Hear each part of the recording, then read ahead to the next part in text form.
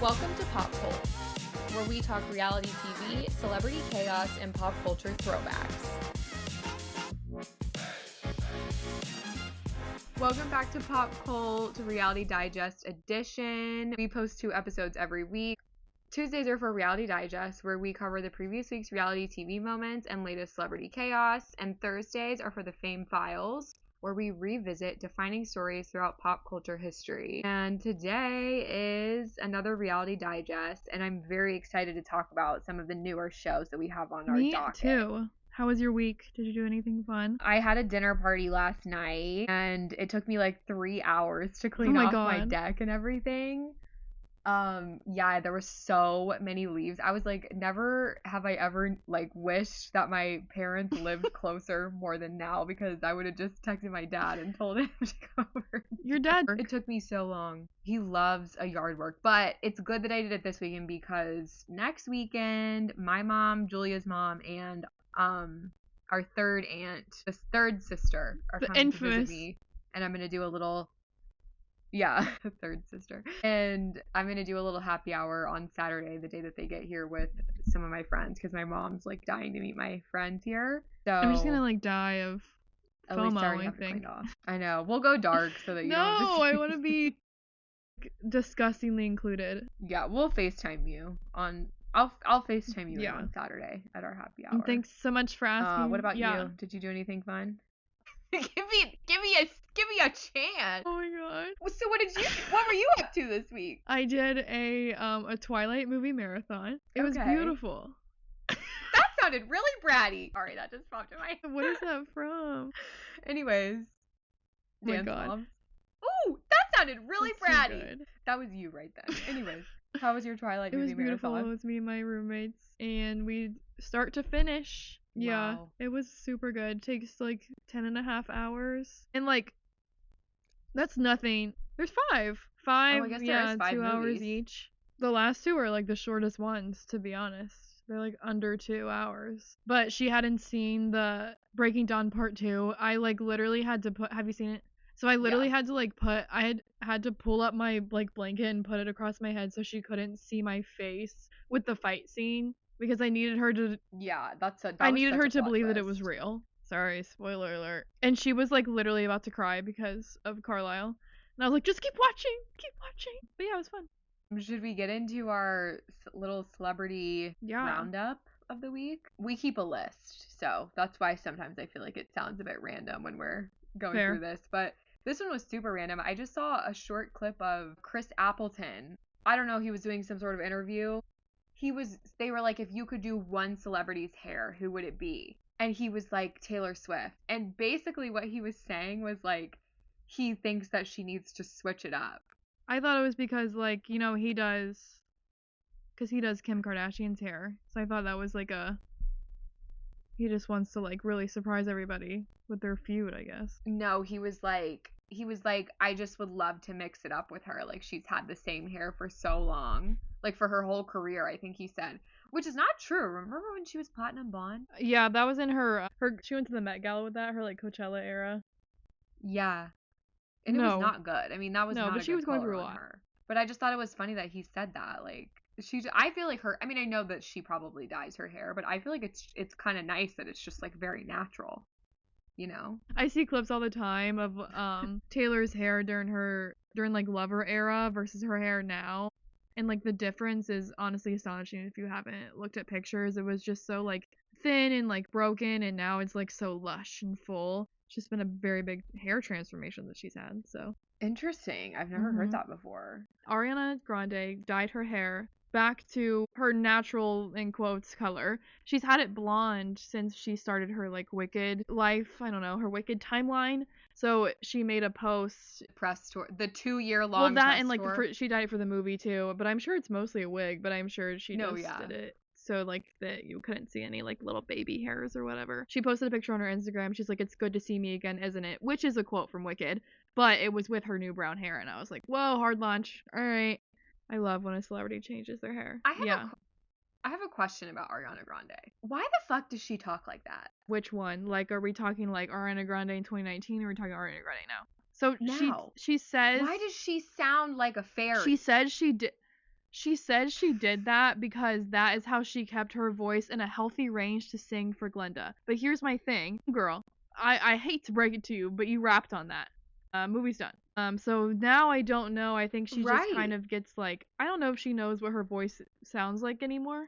She had like a phase in 2019, and now she has a phase now, and it's just like, it's always different. She does say that she will talk differently when she's like preserving her voice, kind of like what I was saying with her being like Glenda and having to sing so high in that role, but I don't know. You know how what's his name? Austin Butler kind of just spoke like Elvis permanently post doing Elvis the movie. It's kind of like that. That's what it's giving. I guess so, but like I mean, first of all, it's annoying. It's like annoying to listen to. It almost sounds like she's trying to make herself British, and I'm like, what's going on here? But also, to your point, they filmed both of those movies at the same. It's not like they filmed the first one, stopped, and then like this year have picked up and filmed the second one. So it's all in one fell swoop. Like even by the time she was on the press tour for the first one, she's no longer in these scenarios where she's having to sing the Wicked songs over and over again. So that literally makes no sense. I think she just like wanted to change her voice. And now she sounds like a preschool teacher. She sounds like a preschool teacher to me. You know I get it. Yeah. Like how preschool very, teachers like talk very to their softly to their little children. Yeah, like every time I see a video of her, I like have to scroll. And sometimes you'll hear her break out of it. Like I've seen her in interviews before. Okay, of course you remember that interview where that reporter was like, people are really holding space for that. And I saw her in an interview a few months after that, and they were like, what did you think about that? When she's like, I didn't know what was happening. And as she's talking about it, she's like, I had no idea what was going on. And she broke the facade. Like I heard her voice like be normal again. So I hope that it goes back to normal, because I think about her singing and I'm like, but she's not going to sing like Glinda from Wicked forever, right? So eventually she's going to have to go back to her normal tone. She had originally thought that she was done making music altogether, but then because she went on this really long podcast recently and she was just speaking about how she had no plans to make any more albums as she was leaving to go to London to film for Wicked. And then like she got really inspired while she was there, I guess, and then she did end up coming with out with her most recent album, because a lot of people were giving her a lot of hate for the fact that she was going to go be a movie star now and never release music again, and she just kind of kept it to herself that she wasn't planning on doing it. And then she did. She gave us a whole nother album. So, like, y'all should be grateful that she went and did Glinda, because I love her most recent album. Big fan. Yeah, I like some of the songs. I've never been, like, a huge fan of her music. Like, that sort of techno pop is, like, not really my sound. But there are some songs on that album that I do like. And I know that, I mean, you know, just because I don't like it doesn't mean it's not a good album. Does Dove Cameron make music? She does. She opened for Dua Lipa recently, I want to say it was. So don't quote me that it was her, I don't know. There's been rumors that she's engaged to that one guy, whose name I don't know. Starts with a D. It'll come to me in like an hour and a half. So she was with the guy from Liv and Maddie, but he was a terrible man. And then she was with the guy from Descendants, and then he turned out to be terrible. And now she's with this guy, Damiano David. And he's also something in music. He looks like but she talked about him on Dak Shepard's podcast.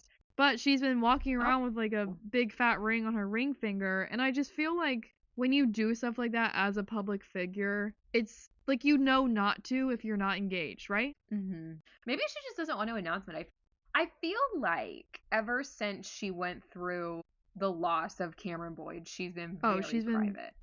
That changed. I mean, that would change anybody. Yeah, that would sit with you for the rest of your life. Yeah. I mean, they were like best friends. I mean, that sits with me for life. I love Cameron Boyd. I know that was. Did I say Boyd? Boyce. I think I did. Cameron Boyce. You're right. That was so sad. So her alleged fiance is the lead singer of an Italian band called Maneskin. I'm probably pronouncing that wrong. There's like a weird little accent over the A that I've never seen. It's like a circle. A circle? It looks like TMZ caught pictures of her with that ring. The ring in question 4 days ago. Like, you just wouldn't do that. Like, you know what you're doing is what I'm trying to get across, you know? Yeah. In other news about marriage, I know you're not a musical theater person, a Broadway person. You partake, you enjoy, but you're not like in it, and that's, you know, that's totally fine. So the original cast of Hadestown had, I'm gonna butcher her last name and probably her first name, but Eva Noblezada and Reeve Carney. So Hadestown is the story of, oh my god, Orpheus and Euripides. I think I'm saying those two also correct. Anyway, so it's like the whole story of that, and they play those two characters, the two main characters in the Hadestown production, and they met on this production and got together and got engaged, and they have now officially tied the knot and got married, and it's very exciting. Are they still in? Is the show yeah, the show's still running. Are they still in it? Eva left a while ago. I think Reeve more recently left. He stayed on post her leaving because she went and started another Broadway show, but I'm not sure which one. But they're super cute together. Reeve is kind of a cool name. I kind of like that. It's like different without being like stupid, you know? I really like it. And they just like they look like they're meant to be together, you know? Mm-hmm. Wow, pretty ring. That's so cool. It's like, for the listener, it's like a elongated diamond shape. Like it goes from her knuckle up to like the middle knuckle. That's so cool. I just love when, you know, I'm a sucker for like a cute like meet-up story. And what better than meeting up and being love interest in a show and then falling in love in real life? Like, what? And especially because their characters don't have a happy ending, but their real life people, they do. So like it's like perfect. It makes up for how tragic of a show it is. If they have kids, they'll probably be like amazing singers. Their kids will be so talented. Oh my god. And then our last celebrity news, which I'm really excited about, is BEIS and Rare Beauty are doing a collab. And I can't contain myself. I love Rare Beauty. I have a lot of their makeup products. I think I love her mascara, but I also obviously the blush that went viral. I like that too. And then BEIS, I have way too many BEIS products that is more than necessary. One must. Yeah, you do have a lot of BEIS. I think, look, everyone has their thing, right? I personally beat the shit out of my suitcases, so I can't justify getting a BEIS suitcase because they're so expensive, and I always break my suitcases. I just hope that this makeup bag that they're collabing on is not like $100. Yeah, I don't know how much is it gonna be. Wait, because BEIS is so expensive. When does it drop? Is it tomorrow? It comes out tomorrow. TMRW. Yeah. So it launches tomorrow. And what is this, a lipstick case? I need it. I want it. So it's a makeup brush holder, a lipstick case, and a makeup bag. Yeah. It looks like it. But look at the little lipstick holder. It's so cute. It is cute. That's a cute little, that's like very niche. I don't particularly love this color. Are they making other colors? I don't know. I'm not obsessed with the color either. I think it's just modeled kind of after her blush colors. Because it's like matchy over here. I also hate that type of makeup brush holder. Like, I don't know if I'll do the makeup brush holder if I can get it separately from the bag. Oh yeah, I'm sure you can. Like, they should have made it like this pink, like the pink of her suitcase. Yeah, I would have liked if they were gonna do pink. But yeah, I'm a Rare Beauty fan. Apparently, a woman was charged for the Crown Jewels heist. And, well, what's unfortunate for us is how we said that if it was a woman, they wouldn't have been caught. Or, sorry, we said that they wouldn't have dropped it. But I can almost guarantee you that this woman was not there. You know what I'm saying? Like, she was probably, like, she's in charge, but, like, she doesn't need to be there because these are her, like, little henchmen going to get it. You know what I'm saying? That's a good point, actually, because I feel like I haven't seen any photo. Like, that, I feel like, is the easiest way to catch criminals, is if there's a woman involved. Because in stuff like this, it's usually men. And so, if she would have been pictured or, like, caught on a camera or something in the Louvre, they probably would have been caught way quicker. So I bet you're right. But I said women in STEM, women in male fields. God forbid a girl have a hobby. Let her have a hobby. Let her have those crown fucking jewels. Who cares? Yeah, so I definitely watched Ocean's 8 last night. I just thought that was hilarious. I mean, who knows if the headline that I saw was actually real, but I think it was. I think it was like from a credible news source. I guess we'll find out. But I just thought that was so funny. It is funny. This whole thing it was CBS News. It's like, oh, period. My thing is, at the end of the day, like, I understand that stealing is wrong, obviously.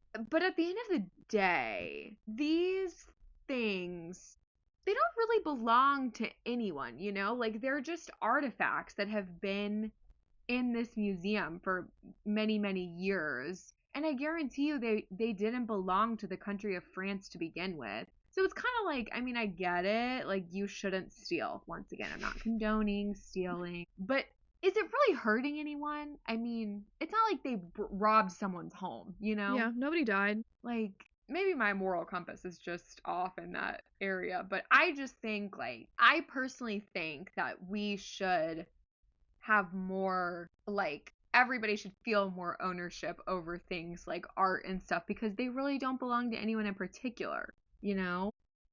Not even the artists? That's how I feel. Are you talking like once they're dead? Most of the artists in these museums that I'm referencing. Well, I don't know. This is your field. I mean, yeah, but like if we're talking the Louvre, like there's no modern art in the Louvre as far as I'm aware. That's not really their thing. There is a modern art museum in Paris, and it's so weird. I went when I was in high school. It's called the Pompidou. It looks like a hamster cage, like a maze. You know how like sometimes in little like people who have rodents as pets, they have those things in there where they can like crawl through the tubes and stuff.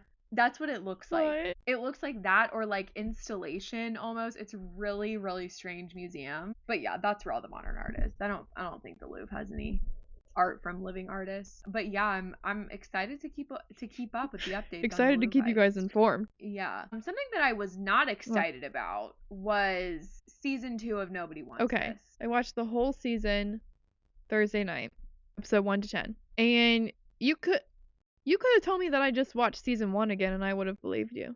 What was that? I am fuming. Like, when I tell you, this is probably, season 1 of the show is probably one of my favorite shows of all time. I have watched that season so many times, I could literally quote to you, like, some of the scenes. And I was so excited for season 2. First of all, it sounds insane to the naked ear when you tell someone, oh, I watched the entire season in one night. But it's not, because you know what? The entire season 2, 10 episodes, is less than 5 hours long. That's diabolical. You made us wait an entire year for a season where you gave us 4.5 hours of content, if that. Yeah. Why was one of the episodes 20? I didn't understand that, because I feel like now, just because, you know, they're not really on cable anymore, like they don't need to be like these 30-minute blocks. Stranger Things is giving us a 2.5 hour finale. Wow, that's and long. They're both done by Netflix. I would kill for that. That's what I'm saying. Like, these are both done by Netflix. What is, like, I don't know, maybe Stranger Things probably has like a bigger audience. I don't know, but just like the difference is kind of crazy to me. It almost felt like they kind of spent like no time on it. They just rushed it. They didn't really have like a clear vision of what they wanted to go for. They probably weren't maybe expecting to have to be able to do a second season. But I'm like, you would just put Kristen Bell and Adam Brody into a TV show, you're gonna have multiple seasons. Why on earth would you ever think that you wouldn't? It feels really lazy. The second season felt so lazy to me. Like, oh, you got, like, you're rushing the storyline along. You completely changed some of the character dynamics that made season 1 so good and so funny. And like you said, like, I could have watched season 2 and I ended up in the same place at the end of season 2 that I did at the end of season 1. Like, it was awful. It was an awful season. I especially felt like the first like 5 episodes, we were changing scenes every 30 seconds. I was getting whiplash. I was like, wait, why did we just break away? Like, we haven't even been in this scene for a minute long. Like, why are we suddenly with another couple? Why did Morgan's character key that person's car? I thought that was going to come back. Like, yeah, that doing was all these so random things. Like, they just did so many random things. I also hated the fact that Morgan was in a relationship the entire season. That guy was such a freak. And part of the whole show is the fact that these sisters are dating all the time. Like, it was so bad. I cannot even explain Why was Seth Rogen in it? And like, that was weird. Why are we having Seth Rogen and Leighton Meester, two more A-list actors in this show, and we're giving them barely any screen time?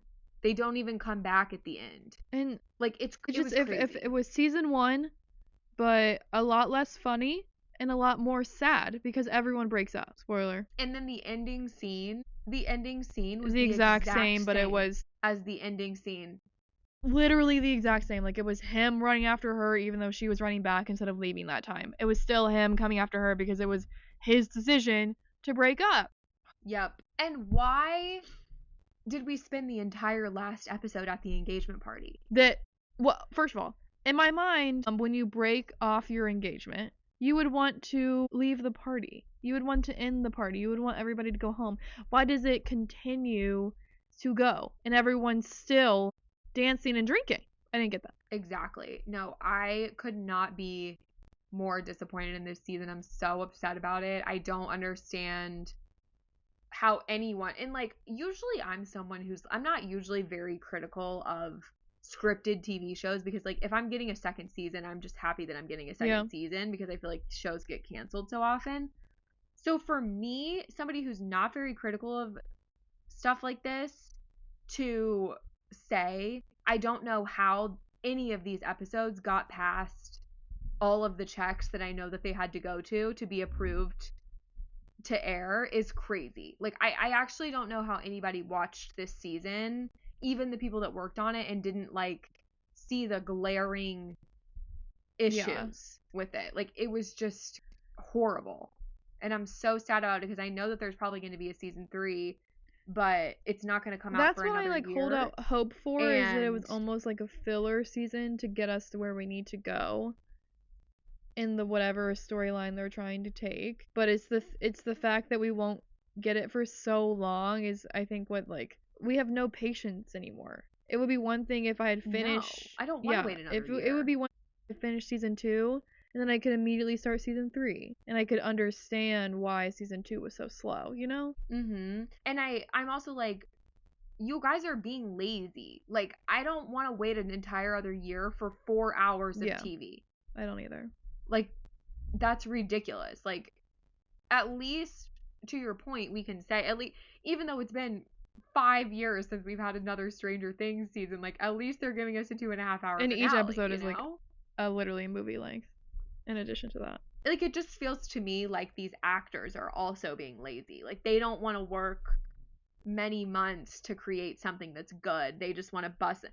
A 20-minute episode should be illegal. That is diabolical. Like, you shouldn't even be able to upload that short of an episode into Netflix. That's fair. That's fair. Crazy to me. Like, what are you accomplishing in 20 minutes other than just jumping around between scenes every 5 seconds? Why were his parents not in the entire second half of the season? True. Why did we see Rebecca randomly twice? Why did we see Rebecca talking about, I'm going to go to Thailand, and then we never see her in Thailand? Why did Esther not go with her? This is how it should have ended. Like, Esther should have been in Thailand with Rebecca. Yeah. You know? I just am so perplexed by what they were trying to accomplish. And I really am about to write a strongly worded email to whoever wrote this season. I'm going to write a letter. If I can figure it out. I'm going to write a letter. But, yeah, I was, like, absolutely fuming. I finished it on Friday. I watched like the first 5 episodes like right when it came out, and then I was like, this is so bad, like I'm so disappointed, I don't even want to finish it. But I finished it on Friday, and I texted you and I was like, I'm infuriated. This is just a disgrace to the first season of the show, which was absolutely amazing, so funny, so interesting. I mean, I'll continue to watch the first season, but not the second. I don't know if I ever rewatched the first season. Maybe I'll have to. Oh my god, it was so good. Even just like the music in it was good too. Like the soundtrack for the show. Everything was literally perfect. I remember loving it. Also, the product placement was insane. Oh my god, the Estee Lauder facial cream that she put on over her makeup. Yeah. The Dunkin' Donuts cups everywhere. The Airbnb experiences. Airbnb? When did they go into an Airbnb?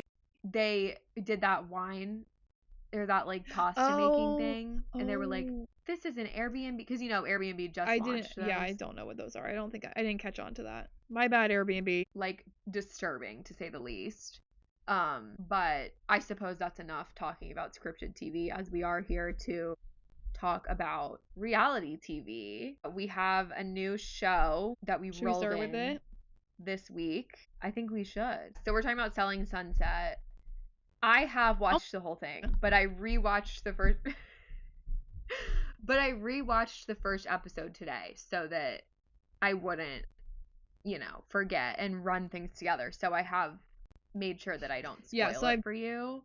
But yeah, I think we'll just do one episode I've just seen the first episode. I haven't seen beyond that, so anything I speak on, obviously I don't know the full story of anything I'm talking about yet. Yeah, I was so excited for this new I was season so as excited, well. but I had forgotten about how much I like absolutely like hate, despise Nicole so much that she makes me like want to turn into a little ball and explode.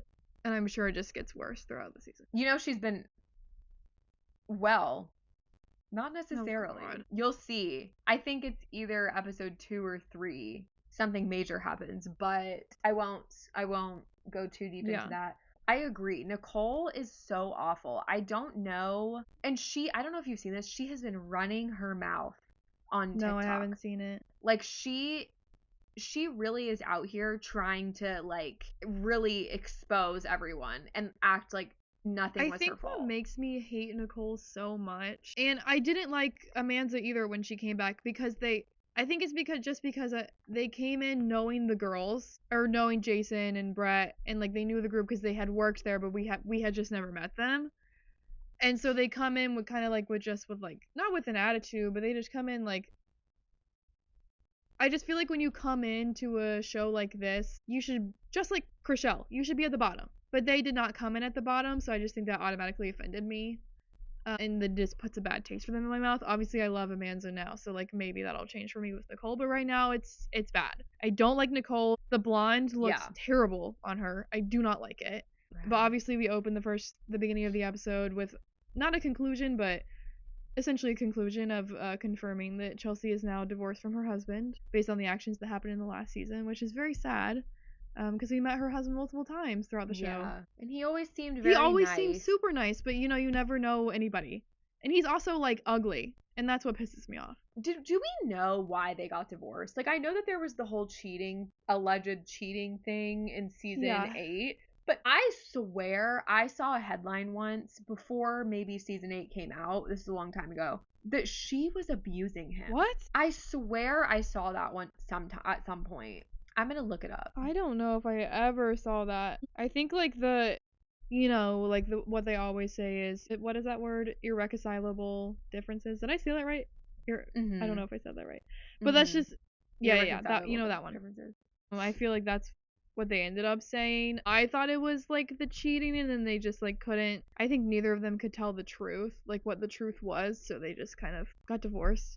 Okay, so I mean, take this with a grain of salt because it's just Google AI overview, but it's saying that he has accused her of domestic violence, that she, quote, struck him in the face in an aggressive manner, and he claims that she broke his glasses and cut his face. Wow, I didn't know that. And that she has a capacity for violence. So that's really interesting. I don't know. I mean, obviously we saw the whole cheating storyline. She doesn't seem like a violent person to me, so it would be like surprising. But like you said, you never know what's going on behind. You never know what's going on behind closed doors. But we like fully open up the episode not in the confessionals with Emma, Chrishell, and Chelsea touring that amazing. Oh my god, them freaking out over like the women and men, like the bathrooms being on the other sides of each other in the bedroom. What word am I looking for? What's the correct word for that? His and hers. Oh my god. Like Jack and Jill? No. It was like his and hers. It was like one bathroom on one side, and then all the way on the other side of the bathroom or bedroom was the other bathroom. Okay, so his and hers, I guess. And they're like freaking out about how they weren't connected in a good way. I've never seen that either. I like. Not that I've toured any nice houses, but yeah, I mean, happy to see that their outfits are just as insane. I thought that fuchsia dress that Chelsea had on was god awful. It like, I don't know why it looked like she didn't have it on all the way. Like, it kept looking like it was gonna like fall off her their shoulders, outfits are always, but not in like a cute way. Interesting for sure. I felt like Emma's camel toe was just on full I didn't notice in those little micro shorts. I'm gonna have to look it up. Oh my god, she had on like the tiniest little micro shorts, and I just felt like it was just front and center. That's crazy. What did you think about Chrishell saying that Nicole embodied if cancer was a person? That was an intense thing to say. And I don't know, maybe in that moment they just couldn't come up with anything better. I don't know if I would ever equate anybody to cancer just because of how horrible cancer is and like how many families, including ours, are like individually affected by cancer. But yeah, it's kind of like a crazy comment to say about anybody, but okay. I mean, you think what you think. I feel like you could kind of see I feel like you could kind of see her regretting saying it. And there's like no way they were going to cut that out. No, absolutely not. And honestly, it's like, I do think that, and I think that this is, so I've seen a lot of, this is not me spoiling anything. There's been a lot of discourse online about Chrishell's behavior this season. And like, if she is really the mean girl and all this stuff. But I think even, I know, but I think even in the context of even just this first episode, you really have to think about how long Nicole has been coming at her like this. Like, Nicole came into the show in what, like season 6? She's been here for too long. The first thing she does, agreed. The first thing she does is pick a fight with Chrishell about something that happened 5 years ago. And Chrishell's like, I don't even remember Nicole, this. And I think the most damning thing to me that shows that Nicole just wants relevance and she just wants screen time and she just, for some reason, she really doesn't like Chrishell and like that's her vendetta, is the fact that if we go back to that first season that she was on with Chrishell, she has that conversation with her about that house that they co-listed where Nicole did all the work. And Chrishell's like, Nicole, you got the commission. So what is the problem?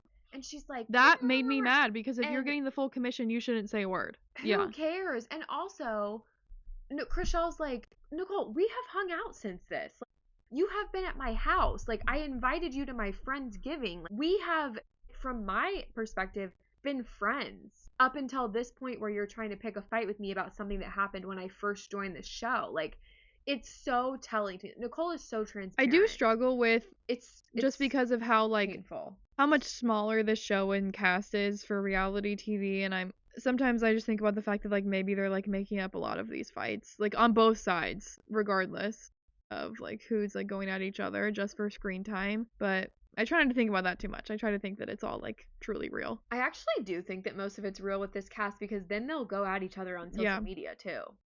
Yeah. I don't really think you take it to social media unless it's actually real. That's fair.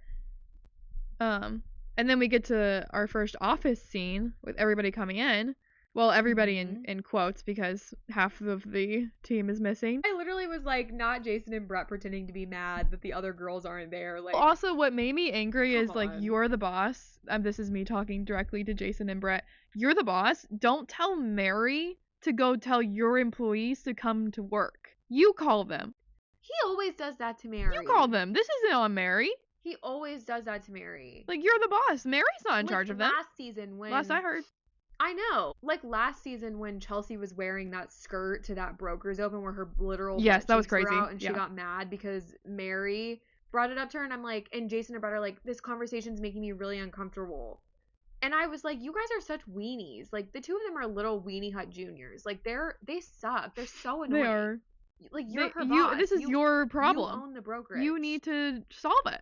You need to solve it. If your employees aren't coming into work, you need to figure that out. And stop putting that on Mary when you know that, especially someone like Chelsea, doesn't like her. Stop making her do that. And if you're going to make Mary do that, make her a co-owner then. Put her in charge. Give her a bigger title. Because right now, she's like, they're all the same level. I'm assuming.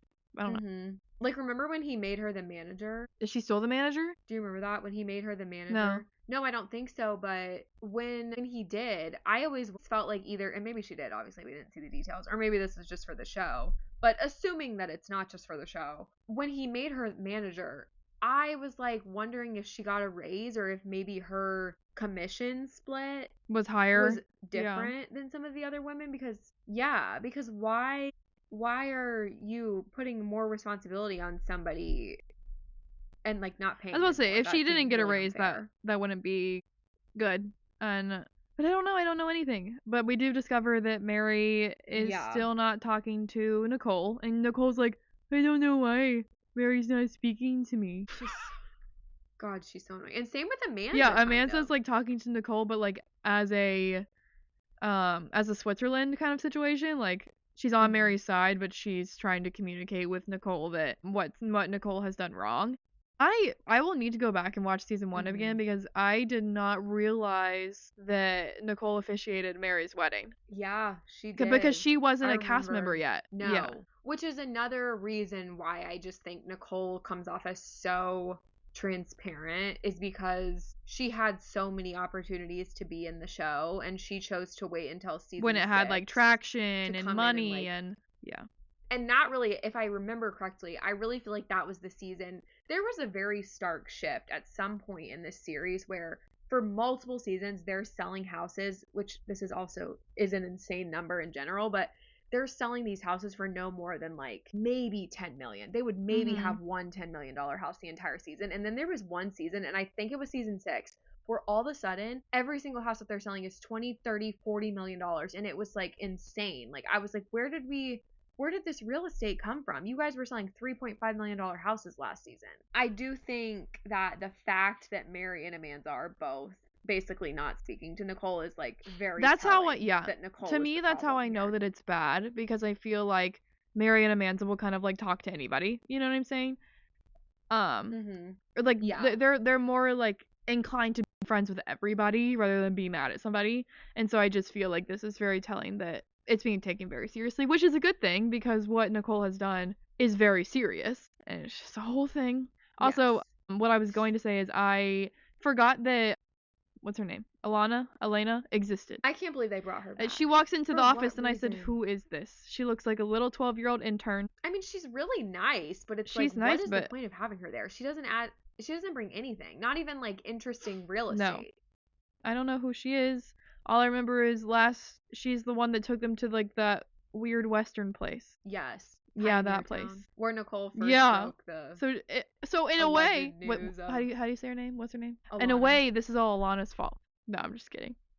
Well, okay, that was the other part of this huge storyline. The one thing that I want to say before we get into the whole Emma affair of it all is that, did you notice? So, like, obviously Jason does this at the beginning of every scene. He's like, we really need to be focusing on real estate, like, blah, blah, blah. But he said we are having a 35-year low, which makes sense because obviously we all know that, like, the real estate market has not been great. Apparently, I mean, neither of us own homes, but I think that something that's so funny, and they did this when this law first rolled out, I love how they try and make us feel bad for these millionaires about their 5.5% mansion tax. Like, I don't give a shit that these millionaires have to pay a 5.5% mansion tax. Build a cheaper house, respectfully. I don't know, move out of LA. Like, and like, also, you like sell another one of your homes then, okay? Like, I don't feel bad for you. I think it's so funny that they're like, this has really affected our business and blah blah blah. I'm sorry, but I guarantee you over half of the women who are on this show and who work in that office and are actually doing real estate have made enough money at this point where they could retire tomorrow and be fine for the rest of their lives if they would live like a little bit more of a humble lifestyle. How nice. Must be nice. So I don't feel bad for the millionaires having to pay their mansion tax. But the major part of this episode was Nicole and Emma's conversation about the affair. Yes. That Nicole accused her of. Yes, pretty much. Last season, Nicole started a little rumor. Well, to us, everybody else, it's a rumor. To her, it's real. Emma is known for sleeping with husbands. And she kind of insinuated that. She didn't say that in so many words, but like she played with her wedding ring while she did it. Like that, I think, was the thing that made me so annoyed about that conversation that they had, was that Nicole pretending like she didn't do anything wrong because she never outrightly said Emma is having an affair with so-and-so who is married is crazy. Like, she's pretending like she's involved in it on accident. She's like, I don't know how I got dragged into this. Nicole, you're the one that brought it up on camera, bitch. What do you mean you don't know how you got involved Nicole's in this? thinking that because she didn't make up the rumor, that it's not her fault. And I'm like, maybe you didn't create the rumor, Nicole, okay? But you spread it like fucking wildfire. And you will not let it go. And you have the platform here. Maybe people are saying it not on camera and like talking about it in their like inner circles or whatever. But Nicole, you know how many people watch this show. You know how many people would see that. You were telling all of these women on public TV, national television, whatever. And you think that this isn't your fault? Emma even said it. She goes, Nicole, what do you think you twisting around your wedding ring for the camera and saying that I don't respect the sanctity of marriage was implying? Every everybody in reality TV does this. And it's one of the things that drives me insane about reality TV stars is they all pull that card. They all say when someone accuses them or confronts them about saying something about them, they say, that's not what I said. Okay, sorry I don't have like the script in front of me of what you said, but you know what you were implying. You know what you were doing with those comments. Like Lisa Barlow does it all the time. That's not what I said. That's oh my not God, what we'll I get said. to her in a second. It doesn't matter. I know. It doesn't matter if that's not what you said exactly. You know what you were doing. And that's exactly what Nicole was doing. I mean, yeah. And also, like, even just the claim about when she said that, who was it? Jason's cousin or whatever? Jennifer? I mean, what does Jennifer have to do with this? Jason's cousin's wife? It was, Jennifer. She was the one who knew the person that Emma was supposedly having the affair with. And that's just so wishy-washy, like, the friend of a friend of a friend. Like, if you don't have any direct knowledge of this, whatever went on. And then Emma even goes, like, into pretty, like, explicit detail on what actually happened. And Emma said as soon as she knew that this man wanted more than just a real estate agent, she broke everything off. Like, she cut all ties. Yeah, I was glad she was very honest. She was like, yeah, like, he wanted, like, what were they doing? They were flying somewhere for something. Yeah, well, I just remember he was, like, asking her either for help with real estate or maybe he wanted to invest. I think she said he wanted to invest in her empanada company. Yeah. And she was like, I don't need an investment, but I'll help you with real estate. Yeah. And then he was, like, hitting on her, I'm sure. Oh, I think it was Nicole that was like saying that Emma literally flew on a plane with a married man. And Emma was like, what? Girl, it's just like these are the things that Nicole does and then she acts like she doesn't do anything wrong. I've never seen anything like it. Yeah. And it's obvious that our read on this is correct because we've all seen Jason, Brett, Mary, and Amanda at different points in time say on the show Nicole is the most stubborn human being you'll ever meet in your life. And she can never admit when she's Nicole wrong. just, like, she needs to be out of my life. Specifically, like, I don't want to see her on my TV screen anymore. She irks me. She better be gone. Yeah. I mean, Nicole hates everybody else. I feel like I'm on good terms with this season, except for Chelsea. I have never liked Chelsea. I have always found Chelsea's personality to be so grating, and I've not liked her since the beginning. Like, even back when she first joined the show with Christine, I think Chelsea is so frustrating and irritating to listen to. I think she's two-faced. That's my biggest issue with Chelsea. I felt like she was two-faced. I really don't like the way that she treated Brie when Brie came on the show. And her and Brie still aren't on good terms, I thought that was super right? telling. Okay. No, and she's also not on good terms with Mary either. Okay. And I also love Mary. So I love Mary. Mary and Chrishell, my number one. Yeah, Mary, Chrishell, and honestly, I love Amanda. I think Amanda is so has grown funny. on me. I didn't like her when she first came in, but I don't think anybody did. Yeah, I feel like I always need more of Amanda in the season. Like, I honestly think Amanda is the type of person that's so flaky and she's so hard to get a hold of that she's, like, not ever in that I think she just has a lot going on. But I just think she's so funny. Because isn't she a single parent? Yeah, I think she's a single parent. I just think that Amanda is an impressive person. Like, I think that she has really made something for herself when she came from really not ideal circumstances, or at least, like, was put in those circumstances when she was at a very young age. I agree. And I'm a fan of her. Well, I'm super excited to watch the rest of the season. Me too. I think you're gonna be... I'm sure I will. I have to, like, restrain myself to not watch crazy. The full season. I'm doing one episode at a time. Yeah, I think this is going to be a good season.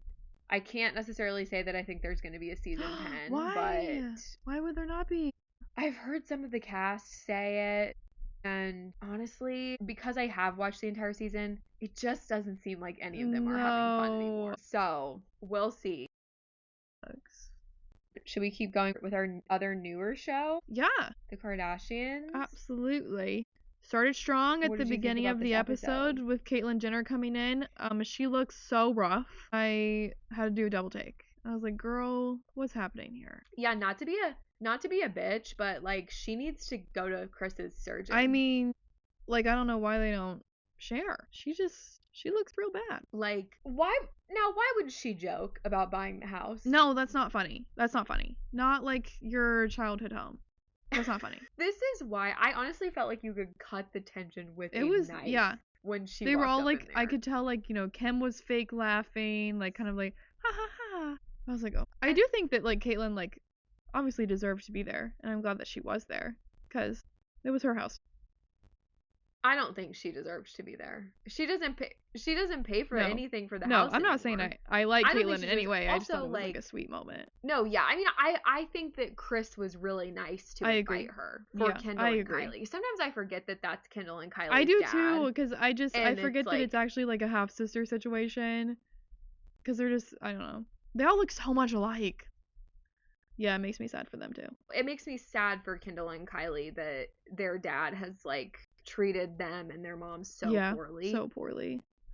And Kendall even said in the episode, she was like, Caitlyn and Chris, they don't have a bad relationship now. It's just, it's a lot more distant. So like Kendall was saying that she was very surprised that Caitlyn was there. Why was she also on her phone when they were like trying to take that picture at the end? Did you notice that? No, I don't think you're talking about Caitlyn? Whoever was standing next, they were like taking a picture like in front of the staircase, you know, and she was just, you know, scrolling on Instagram. Photo. She's like looking at something and they're like, put your phone away. What are you doing? We're taking one photo. That's shitty. You? I know. Also, I have a question. Why the hell are we giving Rob Kardashian subtitles and not like showing his face? It was pissing me off really bad. Subtitles?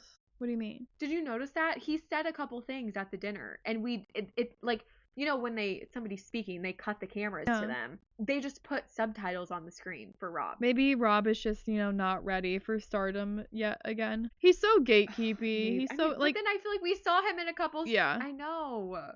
Oh, I thought it was funny when Kourtney called Rob and Chloe incestual. Did you hear that? Why did she like, why would you say it like that? I don't know. And it's funny because I do think that Rob lived with her for a little while. You call them incestual, but then you go to say, like, your relationship with Rob is that just that you hold hands a lot. Kourtney, is that not incestual then? Like, what's incestual to you? Kourtney is such a bitch. Wait, did Kourtney say that? Kourtney said that about Rob and Chloe, but then she said about herself and Rob that they used to like just like hold hands all the time. And I was like, okay. Well, Kourtney's a bitch. I mean, she's completely lost me. I am no longer a Kourtney fan at all. Stop. I love Kourtney. She is me to my core. Oh my god. She is not you. If you acted that way, I would have to have an intervention. What about her acting is like you're like not into it? She is so mean to her sisters. Like everything they do, she picks on them for it, even if it has nothing to do with her. And it's not in a funny way. I'm not talking about she's just making fun. Okay, I see what you're saying. I'm not talking like that I'm like Kourtney in that way, more in like my like dry sense of humor way, I guess I should say. Yeah, I mean, I just don't think that Kourtney's like funny anymore. Like I think she used to be. But now I just feel like everything she says is mean, and for some reason, since she has taken on this new persona as Travis Barker's wife, she is just like a completely different person, and it's like no, like even I feel like there's gonna be. I think we're gearing up for a pretty bad fight. Something is gonna happen between Kourtney and Chloe. It's gonna be really bad. Chloe is so over her. And then one more thing that Kendall said about Caitlyn is she has to like compartmentalize her relationship with her dad because they just have completely different views on things, but I always want to include her, as something that Kendall said. So I think they all just have a really complicated relationship with Caitlyn, which I understand because Caitlyn has done a lot of controversial things recently. But and said a lot of really awful things about their mom. Absolutely. So I think it's rough. Remember that? I think they referenced it in the show. And then we get Chloe trying to cook fish, and that was. I wrote Chloe is me with the fish smell. The smell, it is like literally vile. But I would never be cooking fish. I would never be cooking fish to begin with. So no, I mean the fish with the head on it. No, is absolutely crazy. not. So we're at this dinner. It's Chloe and Malika, and I'm assuming Chloe's chef. I don't really know. Like this is what I'm talking about. Kourtney calls her and is telling her about this article that kids shouldn't have TVs. True, she is just like calling her to immediately lecture her on something that's none of her beeswax. This is what I'm saying, and I thought that Chloe made a really good point in her what are those confessionals? Things called? The confessionals? I call them confessionals. Okay. I feel like there's a word for it, but I'm like, whatever. In her confessional during that scene is like, she loves to say to me, well, just wait until they're this age. Just wait. Like, you're doing all these things now and you're not listening to me. Just wait and see what happens once they get older. Chloe's like, why is she trying to scare me like this? I'm just enjoying my life with my kids. Like, if I want to let them watch TV for an hour, I just feel like it's so intentional and pointed for Kourtney to be calling Khloe and saying things like this, because it's like, why would you call someone and tell them that you read this random article unless you are referencing something that you know that they do? Yeah. You know? Like, if I knew that you let your kids watch TV at the end of the night and then I saw an article about how that's bad for them, then I wouldn't send it to you, but like, if you didn't do that, I would not call you to tell you about this article. Like, it just feels like Kourtney is so, for some reason, she is so, and I don't think it's jealousy, but for some reason, she's just so resentful towards her sisters for I don't know what reason. And it's so clear to me between the conversation that they had where she, out of nowhere, just had to tell people that she's no longer wearing dresses and heels. I don't understand why it matters what Khloe does with her children. How does that affect you in any way? Right. And Khloe's a great mom. And also, let's give Khloe a break. She's had a really rough couple of years when it comes to being a parent. Speaking of kids doing things that they probably shouldn't be doing, like, I really don't think that Kourtney should be throwing stones, because Alabama Barker's job being a Twitch streamer is crazy. Well, I mean, it's the fact that she'd had to ask and be like, guys, is Twitch a person? What? You don't know what your own stepdaughter does for work? I mean, not only that, but can Kourtney not have one long day in her entire life? Like, she's complaining about, like, how long it's taking for this shoot to happen. And if I was Alabama, I would be so embarrassed. Like, I would feel terrible because she's just making you feel terrible. Like, Kourtney's not saying anything positive. And this is your stepdaughter, and you're talking about how you want, like, her approach as a stepmom is to, like, be a really great friend and great supporter and, like, pseudo mom if they feel as if they, like, need me in that way. And I'm like, this is great stuff that you're, like, talking. Like, I like this approach, but where's your follow through other than just the fact that you're here? Just because you're here doesn't mean that you're actually, like, here. Mm-hmm. It irked me a little bit. Just because you showed up doesn't mean that you can have a bad attitude. I do feel like as if they have a good relationship. Like, she's known Alabama for a long time, of course. But at the same time, I don't know. I feel like if I ever brought my mom to work, she wouldn't complain the whole day. You know what I'm saying? No, oh my God. And also, Kourtney has been in the business long enough to know that productions always take longer than they say that they're going to.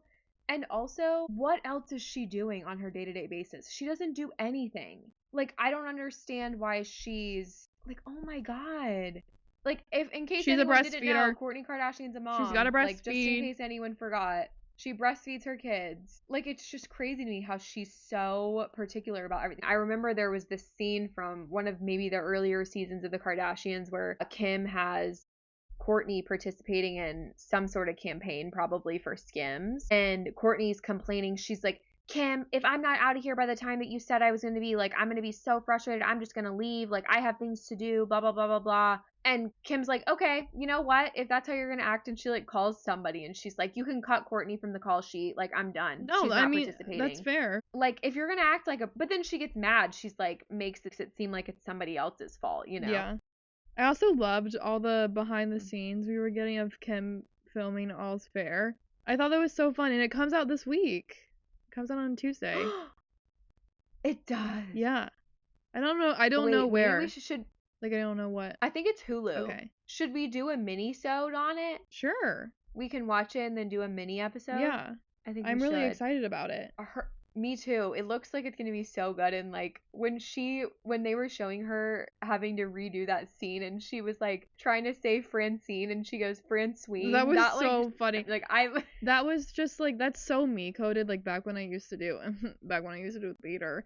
I never could pronounce anything to save my life. And I still can't pronounce anything to save my life either. I'm not good with pronunciation of anything. They were cracking me up how her and Sarah Paulson just, like, could not stop laughing. I love that they're such good when friends. They were together. I think that's so fun. Also, she did look like a Kardashian with her dark wig. She looked like a Kardashian. Yeah. That was crazy. She could pass. Yeah.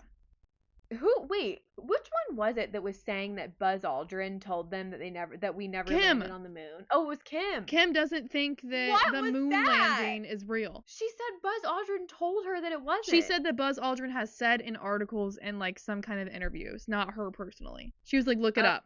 Okay. And then how did she get FaceTime with Buzz Aldrin? And then she like referenced like, I see TikToks too. Homegirl, you're getting your info from TikTok. Of course. Everybody does, don't they? That was crazy. That was so funny to me, and now I feel like I need to do a Fame Files on that about Buzz Aldrin, like saying that the moon landing was fake. For sure. That sounds awesome. But yeah, that seems crazy. And then she did a confessional where the producer was like, do you think people are gonna think you're crazy for this? And Kim was like, everybody's gonna think I'm like crazy regardless of whatever I say. And I was like, I mean, that's fair. That's fair. Very true. Overall, I think this season is gonna be really good and it's really funny. There was way too much Kourtney in this episode for me. There was way too much Julia Fox in this episode for me. What do you think that so we ended on this weird scene of Chloe talking about how Kourtney left a group chat because Chloe sent a random post to Kendall in the group chat about somebody, and Kourtney responded and is like, can we just let everyone live their lives, and like, why do we have to be so judgmental? Oh my god, I didn't know you could impersonate Kourtney so well. That didn't make any sense to me because I don't know, when you're like, when I'm talking with you, or like when you're talking with like your group of sisters, like, isn't everything fair? You know what I'm saying? Like yeah. You're just like shit talking like with your sisters. Like, why does when you're talking with your family, nobody it is an even playing field. Nobody has the right to tell anyone else that they're being judgmental. I don't that is where I like don't understand. I'm like, you guys are literally sisters. Yeah, and it just doesn't make sense to me. I feel like Kourtney every season has beef with somebody, and I feel like last season the last few seasons it's been Kim, and now for some reason she has like changed her mind, and now she has beef with Chloe. Yeah, and I think it's gonna get even worse because like Chloe knows that Scott wants to move to New York, but I'm not sure that anybody else knows. And I feel like that's going to become a factor later. I'm a little nervous for that. Interesting. I hadn't thought about that. Yeah. I wonder if Scott has moved to New York. Like, I bet we could find out if he actually does that. I have no idea. But yeah, I think I'm excited to see the rest of the season. It's been really good so far. 2 episodes down. I know. Should we do Salt Lake City next? Yeah. Speaking of controversial characters, we finally have hit the Below Deck Salt Lake City crossover episode. What did you think? You have been long awaiting this. Oh my god, it was perfect. It was everything and more.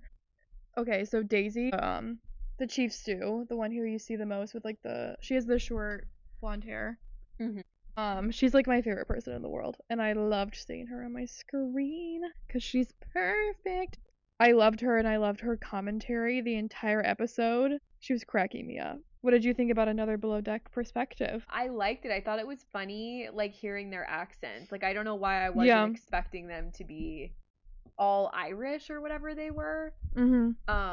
And just, like, I felt so bad for them. I can only, now having seen a little bit of Below Deck, I can only imagine what they're saying about these women in the other side of it, you know, like, when they're alone. Mm-hmm. Because the poor crew trying to serve them that meal in the final scene was just insane. The chef turning around, but we'll get to that. Oh, at the beginning, we see that Bronwyn might not even come because of how bad the headlines are about her currently. So they kind of just go without her. And I was like, all right, guys. They said, peace out. I mean, because what are you going to do? Go get her? Like, no, you're not going to go get her. No, of course not. No. I mean, first of all, 15 hours is insane. I don't know why I thought it would, like, take longer. I was, like, shocked at how long it took. Like, we, as a country, need to figure out how to get people from East Coast to West Coast quicker. Do you know that it took me the same amount of time to get to Iceland that it would take me to get to California? That's fair.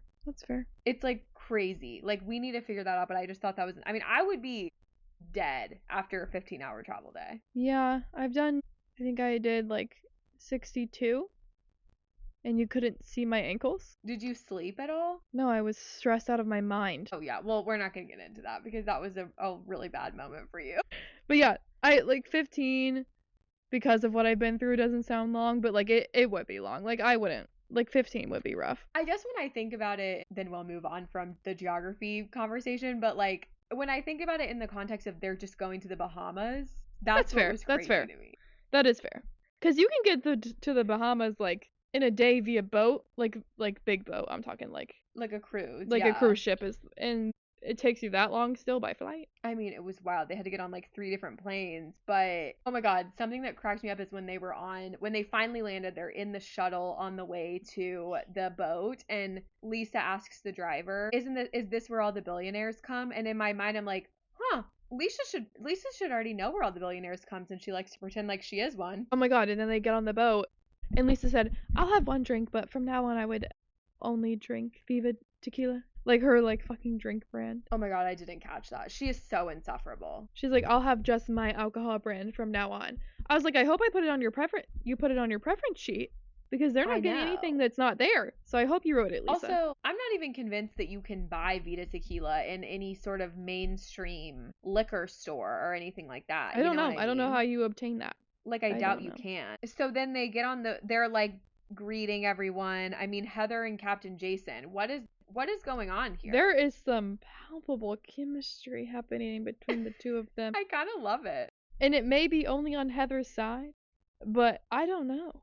But then she said later in the episode. There's something there. She basically confirmed later in the episode that they had been physical in some sort of way. No, I don't think that's true. I think she was saying in the sense that, like, because I don't think that's true. I don't know. Why don't you think that's true? Just because of how she was, like, speaking when the producers told her she had said that in her confessional, and she, like, freaked out about it. I just don't think it's true. I don't think she meant it the way that it was said. I think she did. She was so drunk that day. I think that she was freaking out because she was like, oh my god, I wasn't supposed to tell anyone that. Can you please cut it? Yeah. I guess time will tell. I hope that Andy has one of them on Watch What Happens Live and asks them about it. Yeah. Also, let's talk about the elephant in the room. What was up with the cucumber? Whose suitcase was that? I don't know. And why did it keep coming up? Angie going, everyone's going to think it's me because Greek salad. Angie, that was the dumbest thing. Angie, I don't know what's in a Greek salad. And a cucumber wouldn't. I just think that, like, no one cares that she's Greek. I was never, ever going to associate it with you because you are Greek. No. My only thought was somebody's going to do a demonstration. And I was going to get scared. God. I was going to be afraid. Ew. Well, why else would they bring it? The one crew guy being like, well, maybe it's for, like, facials. As if, like, the facial person that was giving it to them wouldn't provide cucumbers. The BYOC. Bring your own cucumber. BYOC. The only thing that I can think of is maybe, like, one of their kids or husbands put it in there as a joke because they knew that somebody else was going to be unpacking their suitcase. Like, I don't know. That was so weird. The poor, like all the crew is just, like, so confused, but, like, none of them can, like, ask because it's, like, not their place. No, literally. So geeked. Like, also, why was that there? Another thing that I was so confused about was the fact that they are all having to share rooms. Oh, I wasn't confused by that. Because just, like, ships are so small, like, they're massive. Sorry, that came across weird. But, like, there's never gonna be a yacht with, like, 15 bedrooms. I mean, maybe there is. Yeah. But, like, I feel like it's a good point. Always, like, because just from my below deck watching, there's rarely someone who has their own room unless it's, like, a really low amount of people coming. That's a good point. Brittany and Bronwyn having to share a room, it's diabolical. That was, the producers planned that, they whipped that up, they said this is gonna work. And Meredith was really speaking for all of us when she said that she did not want to hear about Jared on this trip. Well, they said that she can go after Jason if she never says Jared's name again. And then she whips out the dumbest stuffed animal I've ever seen in my life. I mean, that is, like, enough. That would be enough for me to call the police and request Brittany be put on a 72-hour hold. Oh my god. Like, I mean, and then she's getting jealous that Heather is flirting with Captain Jason. Like, Brittany, something happened chemically in Brittany's brain when she was a 12-year-old girl, and she's still there. To be honest, she wasn't as bad this episode as she has been in the past. The stuffed animal, I was afraid. Bronwyn was afraid. There was nobody that wasn't afraid of that. Right. That was a scary moment. Because why? It's not even a Build-A-Bear. What is that thing? I don't know. I kind of feel like it might have been a Build-A-Bear. It didn't look like a Build-A-Bear to me. I mean, I don't know the origins of the stuffed animal. I just am like, I'm wondering, like, in what state of mind did he go and make that for her, you know? In what state of mind did she think, I'm gonna pack this to bring with me? Exactly. Keep that at home. You as a 55-year-old woman. Keep that to yourself. Crazy work. I mean, and also same crazy work with Bronwyn's life wrapped outfit. That was diabolical. And I never want to see that again. I'm going to say something mean. Okay. Always. Like, it's really mean. You can cut it out later. I'm not going to. After seeing Lisa on this trip for one episode, I now understand why she has a panic attack when she doesn't have glam available. Like, am I wrong? She didn't look like, she looked like as if she just didn't have any makeup on. Like she was going into the beach. Going into like the water. And I respected her for that. I thought she looked like a completely different person. Like, genuinely, I think she looks 75. I'd have to look again. Are you talking like when she was at dinner, like did her makeup for dinner situation? Well, okay, like yes, it looked awful. The makeup looked awful, but also just in general, like seeing her bare face, like I feel like we see Meredith all the time, like pretty minimal makeup, like bare face, not like full glam. And she looks amazing. Like she has amazing skin. And I don't know if Meredith has gotten a facelift. I kind of feel like she maybe has. But, like, she looks great. Same with Heather. I feel like we've seen Heather multiple times without, really all of them. Lisa looked horrible. Like, I don't know what kind of irreparable damage she has done to her skin. I have to believe that she spent a lot of her youth in tanning beds. Because the way she has aged herself, she's probably only, like, 50, if I had to guess. The way that she has aged herself at only this point in her life is astonishing. It's just sad that people feel as if they need to do stuff like that. She would be so much better off if she just would stop, like, I don't know. She needs 100%. to, like, switch up the routine, you know? Yeah. And then I was just going to say that poor Angie. I'm not an Angie fan, but I wish seasickness upon nobody. Because there's no end. If I were her, I would leave. I would have left. The first time I threw up. Why? Here's my thing, though. You're sick. All right? We all feel bad for you. Like, I know that you don't want to, like, waste this trip. But, homegirl, why did you go into the water? And then why did you throw up all over yourself and that poor man and the toys around you when you knew you were sick? I think sometimes people think if you're seasick, actually getting into the water helps. But I think it's the opposite. Clearly, it was the opposite for her because I had to watch that woman throw up on screen multiple times. Yeah. No, you make a good point. I felt really bad for the crew member. But not Lisa literally making fun of Angie for being seasick. Lisa was making fun of her the whole time. Oh my god. Like, I know you don't like her, but like, don't make fun of her because she's sick. Yeah, make fun of her because she did something stupid.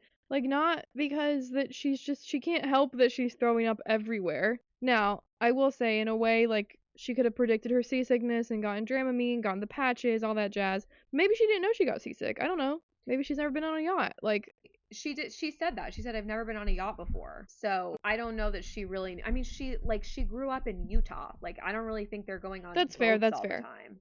I come overly prepared to every kind of situation as if I'm going to die. So, like, I will bring Dramamine even though I've never gotten seasick in my life. Yeah, you're coming over prepared to the function. I will. Angie. I will.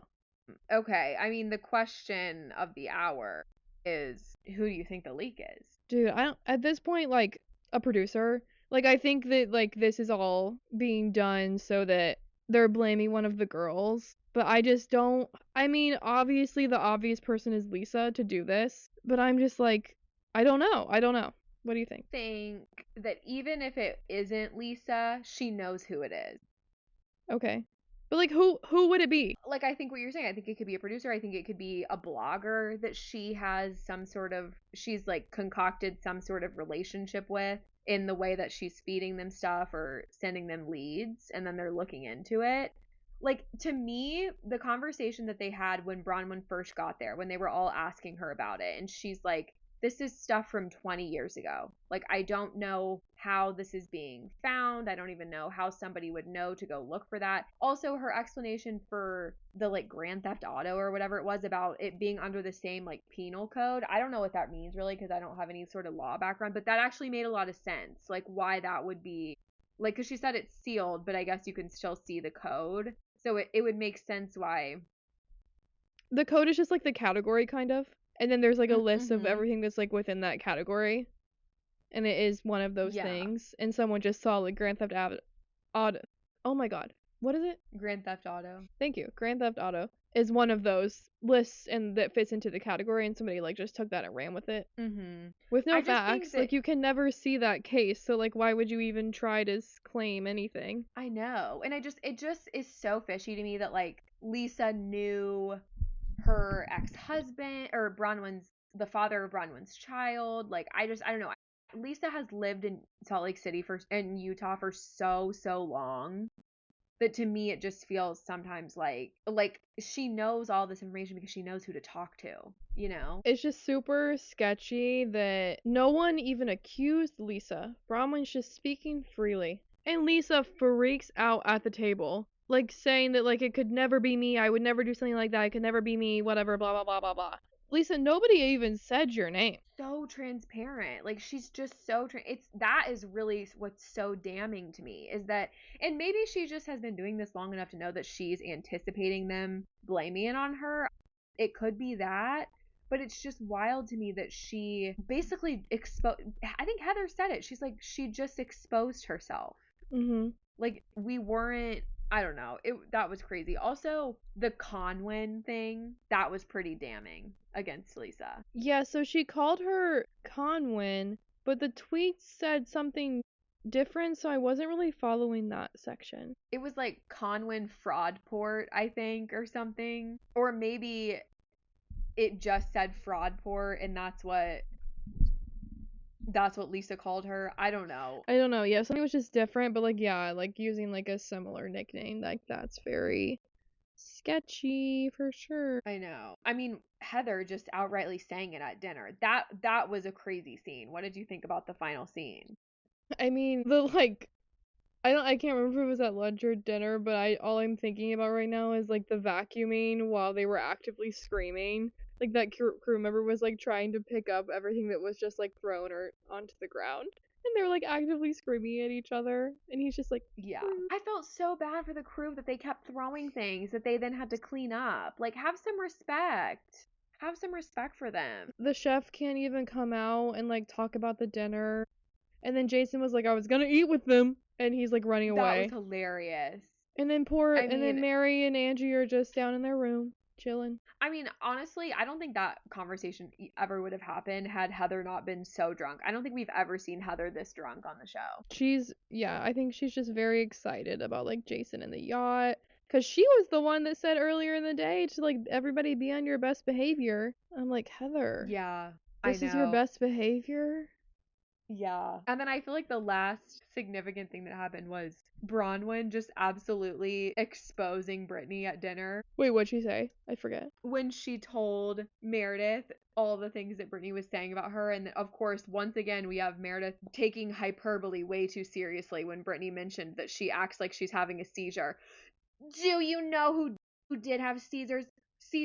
My children. Okay, Meredith. It's a figure of speech. It's a figure of speech. She was not claiming you had seizures. She was, what is it, a simile? She was just like comparing it to a seizure. I don't know.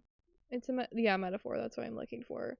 And also, like, Brittany's so dumb. She doesn't know what a seizure is anyway. Like, you've got to let it go. I'm like, why do you care what Brittany's saying about you? No one gives a shit what Brittany says about them because she's stupid. I'm excited for the next episode because we're still going to be on the yacht. Yes, and I'm excited to see the fallout of like Lisa sitting on the little raft thing. Okay, well, here's my thing. Avery, that's the same thing that we'll get to it in a second that Christian got fired for, was letting a guest onto the little floaty thing in the water at night. You're so right. That's a good point. The last thing I want to say about Salt Lake City is that I saw a clip of Andy Cohen's like podcast that he does every week. And you know how on Call Her Daddy, Alex asked him, who is the worst at reunions, like speaking over or whatever. So then she was on Watch What Happens Live this past week. And he said, the first thing that she said to me when I went into her dressing room, like to say hi, was, Andy, I do not do that. You know that is not me. I can't believe you said that. I do not talk over people. Oh my God, you with your fucking impersonations. That was crazy. It's really all in the jaw. You really have to like really open your jaw a lot with that one. But she addressed, like, she is such a narcissist. Like, all she can think about is herself. Like, it's crazy. No, The yeah, first that's thing crazy. she says to Andy is about something that he said on a, like, of course she, like, put that in her back pocket and was like, I'm gonna really pull this one out on him. He's gonna have no clue. Like, Ugh. that was her.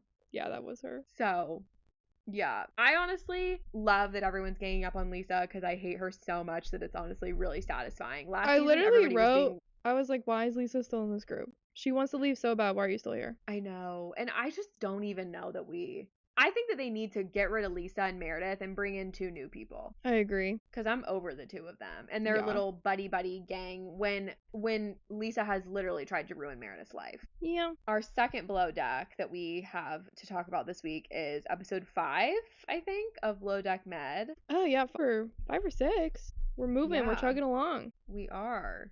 It's getting good. It gets better every week. I'll say that. Yeah. It starts off with, a real banger. Bye-bye Christian and Tessa. They immediately got fired. Christian was fired for safety. Tess was fired because she doesn't know how to do her fucking job. And then her immediately... Christian, for that matter. Neither does Christian, but, like, at least they had, like a more of a solid reason for him. And then Tess immediately going, like, fuck her. I don't need her help. She was so mad. She was. But you know what I was kind of surprised about, being just that this is the first time I've watched this show. I was surprised at how well they took getting fired, like, when it happened, like, in front of Sandy. That's they very were just fair. like, okay. Yeah, they were very calm. I can't currently think of any, like, other than kind of Hannah, there's, like, lore with her, but other than that, I feel like if they're getting fired, they kind of know what's coming. Mm-hmm. And they kind of just are like, they knew it was coming. Yeah. And then Max having to, like, hide his joy when Nathan told him that they were leaving. He's like, I'll smile. No, he could. Yeah, and honestly, I'm not even sure Max is going to make it out of this season with a job, to be honest. Yeah. And then Tess goes, I hope my next bosun believes in me and has half a brain cell. I was like, oh my god. I mean, do you think that Nathan is like a boo-boo the fool? Like, do you think that he's good at his job, or is she right? I don't know, because he's never been a bosun before, and then just now, as soon as Joe comes back, which I'll talk about Joe in a second, Nathan immediately reverts into, like, being a little boy child. And I'm like, Nathan, like, I feel like this whole episode, he just, like, was not really professional when Joe was around. I don't know if you caught that vibe. They are so goofy. They're so, God, like, 100%. And that's fine if you weren't the bosun. Yeah. Like, time and place. So anyway, so obviously they have to replace these 2 deckhands, and as always, somehow there's a staffing shortage, and Joe has to come back from last season. And Joe is, I mean, as you can see from this one episode, like, total womanizer. Is there any more lore that I should know about him? Like, he was just in, like, the girl who Nathan is with? No. He does know the girl who Nathan now has the baby with, because it was all 3 of them on the last season. Gotcha. But, like, there was no overlap with anyone. Like, Joe had his like own, like, love triangle, but obviously he's not with either of those women now, as he's looking for a new one. They did show that a bit. I mean, yeah, he seems like he's funny. Like, I died when he bonked his head. When they that were, was like, funny. That was funny to clean that thing, and then he was like, "Don't," like, that was just classic. And, like, their little hug, that was cute or whatever. Yeah. 2 people that are not friends. Well, maybe one of them thinks that they're friends. Kizzy and V. Why is Kizzy, like, preying on V's downfall? Kizzy, I think, is jealous of V because, in a sense, like, V is gonna now be spending more time with the men, being on the deck crew, and she just so desperately wants to be, like, up these men's assholes all the time, and it's really starting to irk me because you have a boyfriend, and I know they're gonna break up. Like, I know she's gonna break up with him, or she's gonna cheat on him, or whatever. It's not gonna end well, is for this man, who she is supposedly dating. But she's just really starting to irk me, because, homegirl, you have some respect for him and for yourself. I know. I agree. I think Kizzy is giving real mean girl energy. The way that she's being... V, I mean, and maybe this will change, like, I don't know. V doesn't really seem like the drama type to me. She's genuinely been so nice to Kizzy this entire time. Like, she's not caused a single problem. And Kizzy just is, like, it's one thing to start drama, but it's another thing to just, like, maliciously not want somebody to succeed. Like, that's just mean. Yeah, and I think Kizzy was just like a little frustrated that V came in with no experience. But I'm like, that means that you get to be like second stew. Like, how is that bad for you? And you don't have to do the laundry. Get over it. And also, everybody has their first time doing something, you know? Exactly. Like, if V wasn't going to learn it on this charter, she would have learned it on another one. Like, you have to do something everybody has to do everything for the first time. Yeah. It's starting. I like V, and Kizzy's just, we'll see how this goes. Yeah. But the big thing was this new group of guests. God, they're horrible. The vegan. It seems like there's just 2 vegans. There's 2 vegans, and the one guy is just taking it to a whole nother level. And oh my God. I'm really stressed for Josh. Please, Josh, if you hear this, do not quit. I know the season's already over and you've already made your decisions, but please don't quit. We just love you, hold steady. And the guests were like demanding so much food, but no salad. God forbid he brings out a salad. And what even is mineral content? They're saying the food doesn't have mineral content. What does that mean? Do you even know what kind of minerals you eat in a day? Like, shut up. Literally. And also, if I remember correctly, first of all, like, Josh is my favorite character. You know this. I love watching these videos recently of these yacht chefs, and I just think it's fascinating. I love seeing what he's going to make every week. But my thing is, what kind of vegan foods are they looking for? Because to me, he made like a bean dish. I think he maybe made like a chickpea moment. There was like some greens on the table. They had a lot of options. You don't eat meat. Like, he has to do something for your main course. Like, it seems to me like they just wanted him to, they're the type of vegans that just eat like French fries, you know? Have you ever met a person like that that's I have. The vegans that just eat like French fries and like I haven't, but that's funny. Or I guess not 2 quesadillas. No, I like genuinely, I don't understand why they only hire one chef every season. I know on some like bigger yachts they'll have more than one chef, but like he's working 20 to 21 hour days. Like, that's not normal at all. And that should not be expected at all. He should be able to sleep. And I think that the other thing that made me feel like the guests were being unreasonable was that Josh said he lived on a vegan compound. So I'm like, he knows how to make vegan food. Because we talked about this last week. I was like, they should bring in a vegan chef. It's just the guest being difficult. He wants greens, but he doesn't want salad. What does that mean? Literally. You want arugula? Like, you want green, but you don't want salad. No, the guest is just being like a complete and total asshole because and then like they weren't satisfied with whatever wrap that they were trying to describe him to make. Did they not fill out their preference sheets? Because I just feel like they're making these crazy requests that like came out of nowhere. Like, if he had known that they didn't want certain things, then he wouldn't make them. When they filled out the preference sheet, they were like a different person. Yeah, and even it was like they couldn't even agree on like what type of cuisine they wanted. You know, it seems to me like they just want it to be a la carte every night. They want a free for all. They'll do that. No, they shouldn't, but he might. Yeah. Because then they're like, can you take these oysters back and fry them? Like, if they had requested fried oysters, he would have given them fried oysters.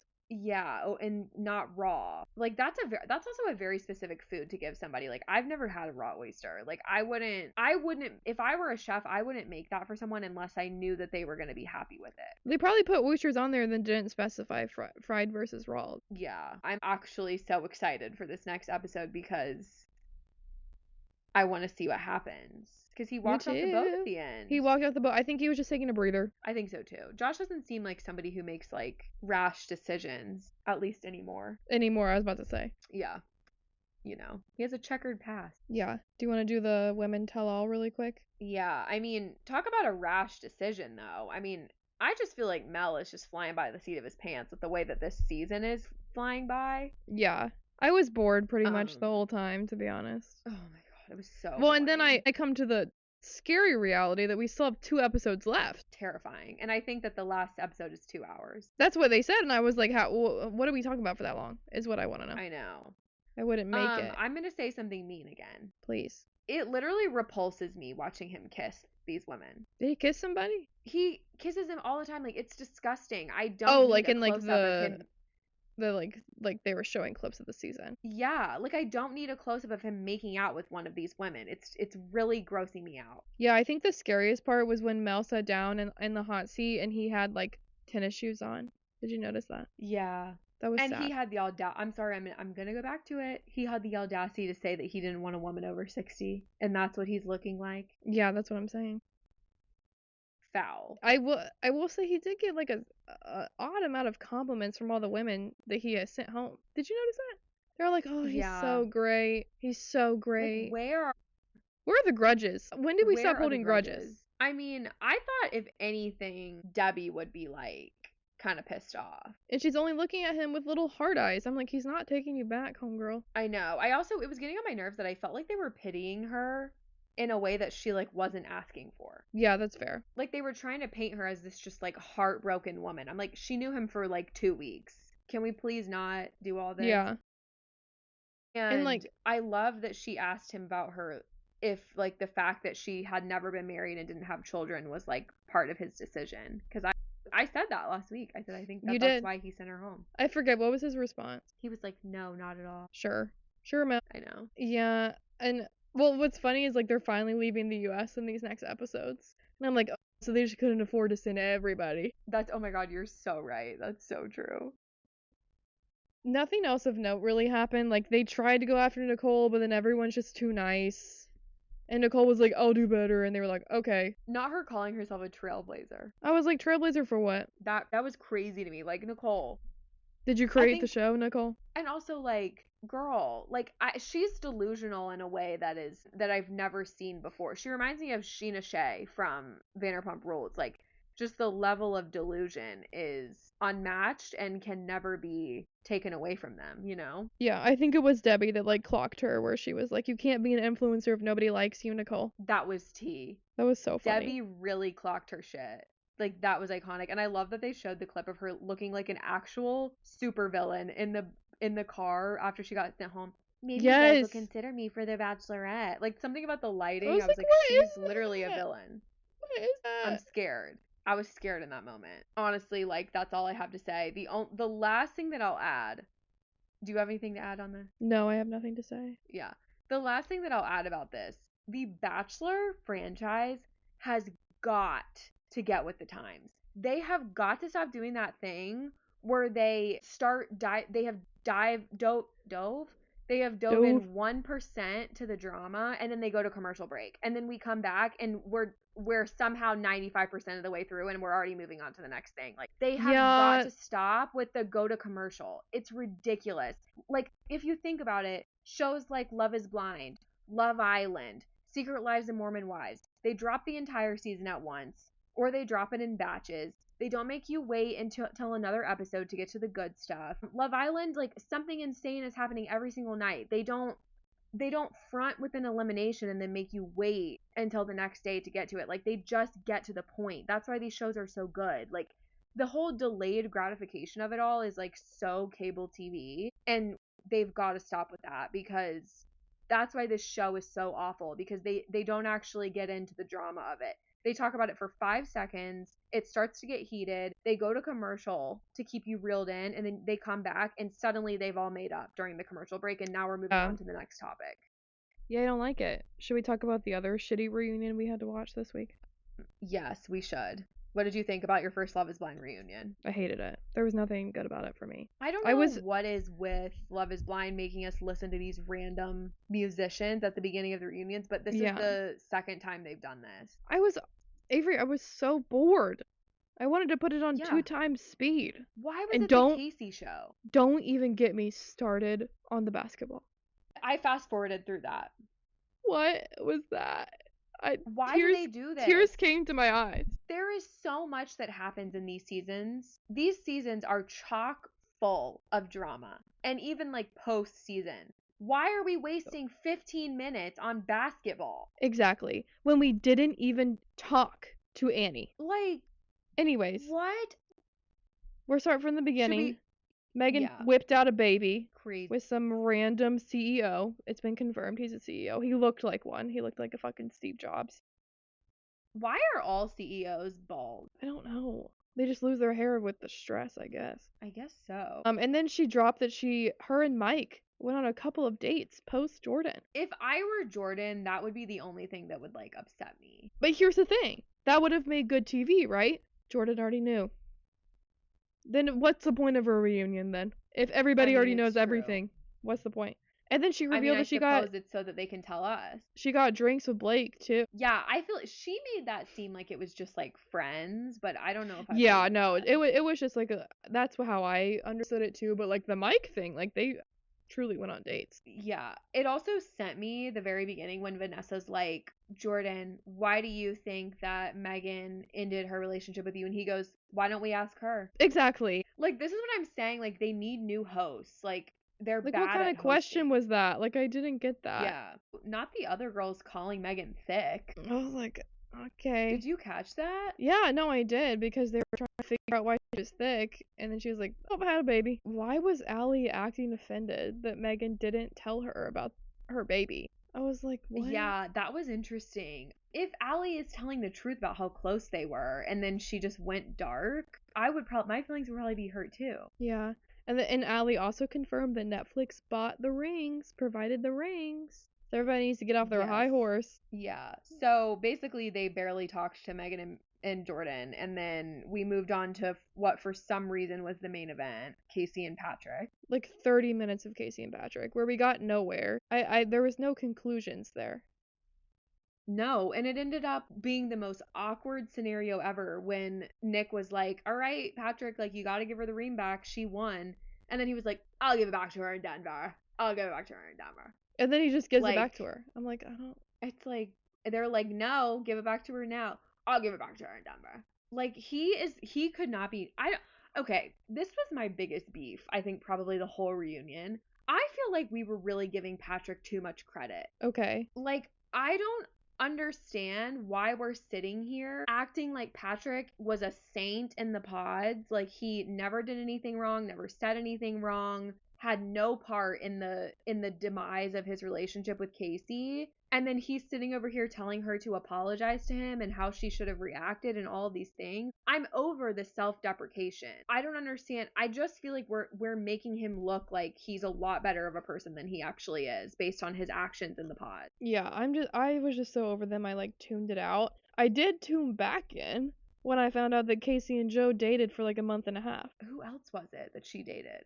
Or that they said that she was flirting with? Brendan. Yes, it was Brendan. That's crazy. Well, and then Madison believes that Casey and Joe's connection played a role in their breakup. Yes, that was crazy. That was a little crazy. Literally wrote down, not Casey hitting on everyone's man. No, for real. And let me be clear. I'm not saying that my dislike for Patrick negates anything wrong that Casey did. Like, obviously did not come out of this looking good and and continues to look bad. But I mean, I just don't think that either of them looked very good in the end of it. And like, she's right when she says that like she was his second choice. Like, he did say that. So yeah, I thought it was mean that like the audience was booing her. Like, I don't really think that the audience that's rude. Yeah, should be able to do that. That seems inappropriate to me. Like, if it had been like Patrick's sister or something, I could maybe see why they would allow that. But like, we just kept cutting to this random woman who was like booing her. Yeah, the cutting to the audience was odd to me.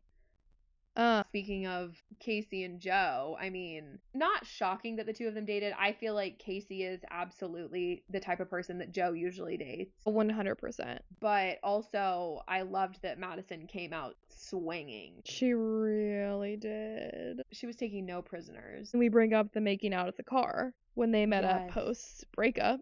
And he's like, not my strongest moment. Shut up, Joe. Why were we giggling along with him? Why was everyone giggling at him? He sucks. That was making me annoyed. That was not funny. Like, that's not funny. And that was making me annoyed for Madison, that everybody was like laughing at him. Like, you guys, like, he literally body shamed her in this season. Why are we like laughing along with other things? And then he's like making her more confused by making out with her after they've already broken up. Like, that's not fun stuff to go through. No. I was glad that she addressed the comments that he made about her body, that she said, like, because that's the thing. It's like, when they asked him that question in the show, like, is she your normal type? Like, do you think she's attractive? And he said that thing about her body. He could have just said, no, she's not my normal type because of her height, or like, I don't know, something that's like less like of a touchy subject, or like, oh, I usually date blondes, or whatever. Like, I just feel like he could have said something like that instead of Like, just because they ask you a question doesn't mean that you have to answer truthfully if you know that it's going to be insanely hurtful to that person.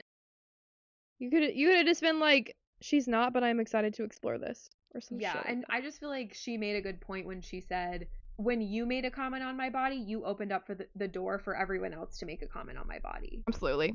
And I just don't think he understands the consequences of his words when you're in public. And like, yes, this is his first time in a public role, but you should understand the consequences of, like, your words have meaning. All words have meaning. Exactly. I think it's so strange that we were talking about his new girlfriend for so long. She finally came up on my For You page yesterday. It was my first time seeing her.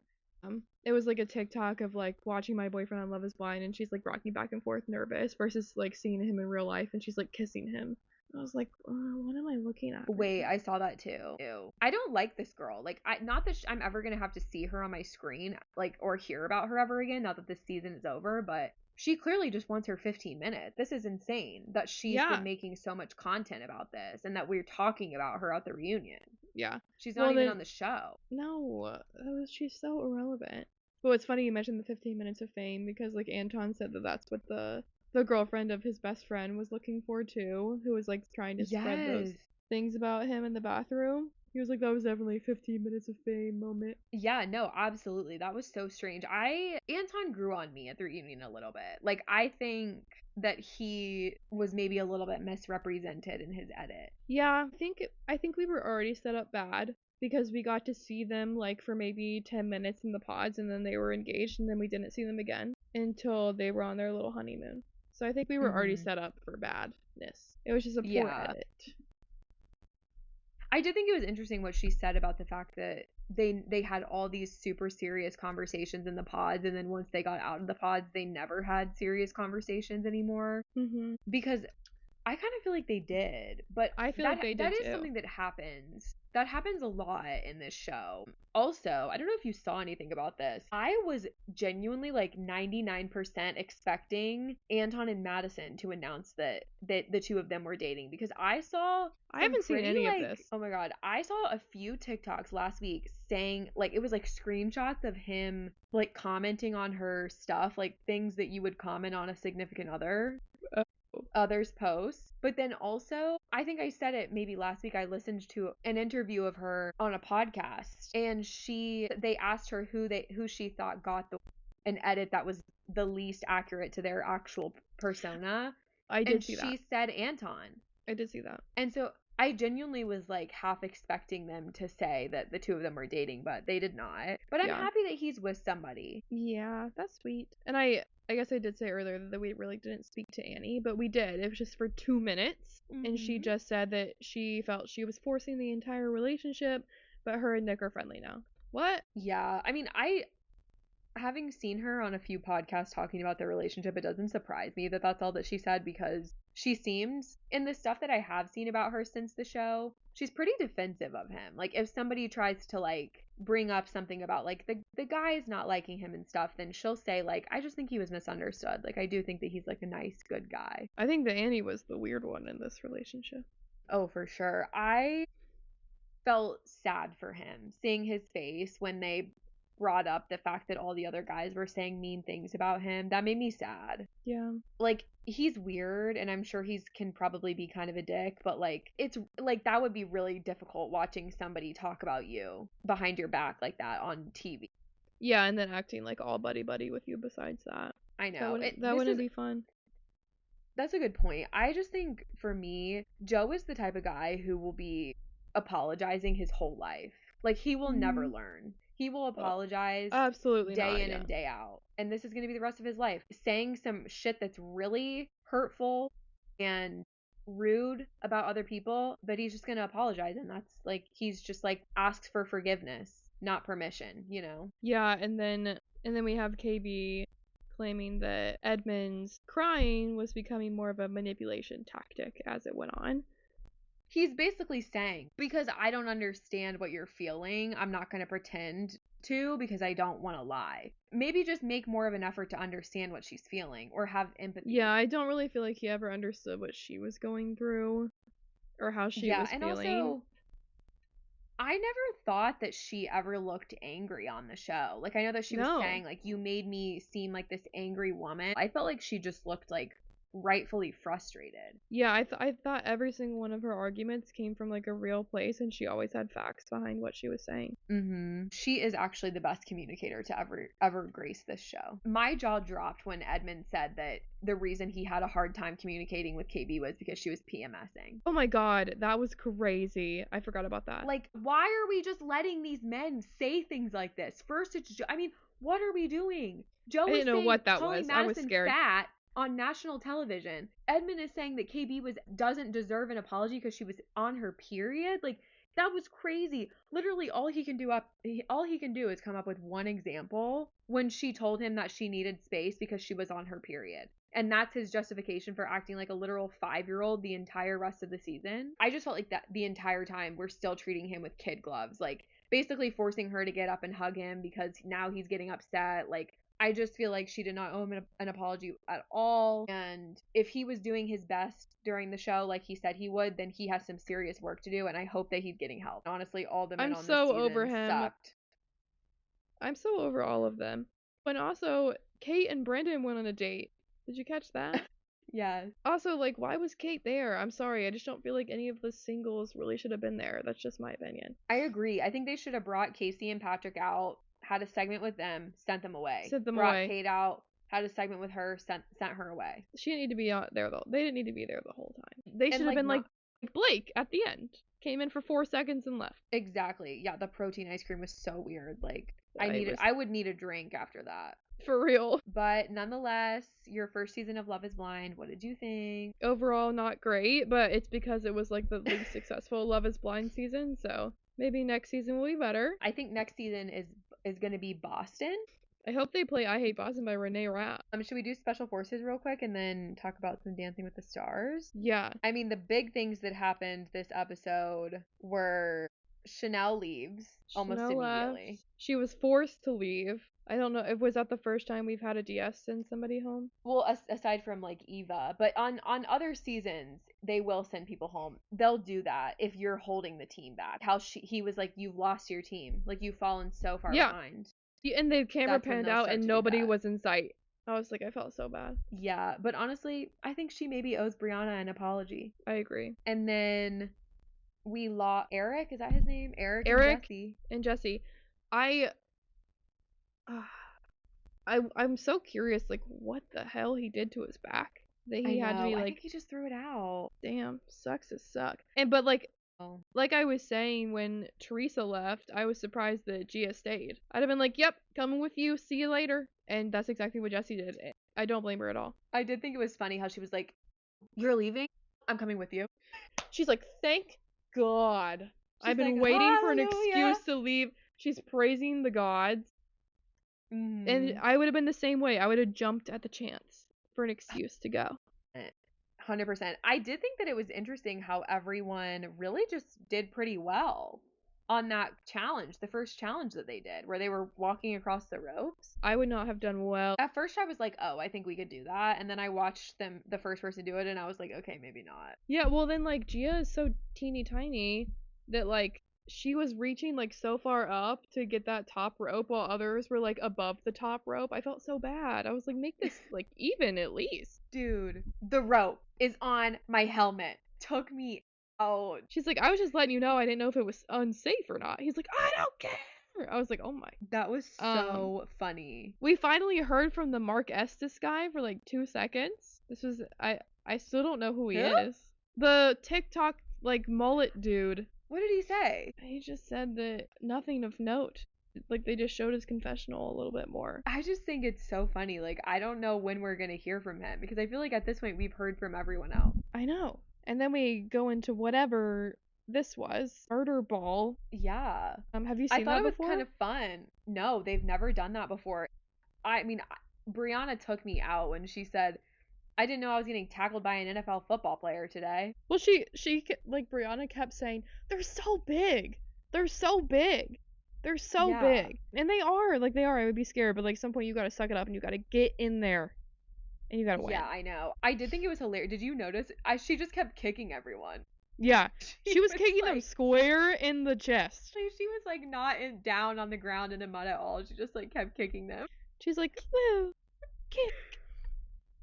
But yeah, Eric popped his back. He was complaining. Randall said he broke his nose, but there wasn't any blood. Sean had to carry Eric's backpack, and I was like, well, that's sweet. Like, they're not even, like, they don't even know each other. It was so funny, too, because you could hear Jessie, like, yelling at him. She was like, give it to someone else. You're hurt. Like, she was giving white. I was like, Jessie, you carry Sean's it. Like, and then they panned a little teeny tiny Sean. Like, she's the one that you guys give it to. Sean is just, the way she just does everything with ease is crazy. Yeah. And then it was funny when, like, Sean and Christy had their little, like, convo to the side where they're like, we actually really enjoyed doing that. Like, the murder ball, like, they, like, had a really good time. I thought that was really sweet. And then Me too. Yeah, we learned a little more about Christy. I liked learning more about her because I really didn't know anything about her. That was sad, like, hearing about her husband just, like, not taking care of their kids at all when she's traveling. And, like, being, like, a really big star in, like, the soccer world and being in charge of, like, a whole soccer team and then having to deal with this at home like that.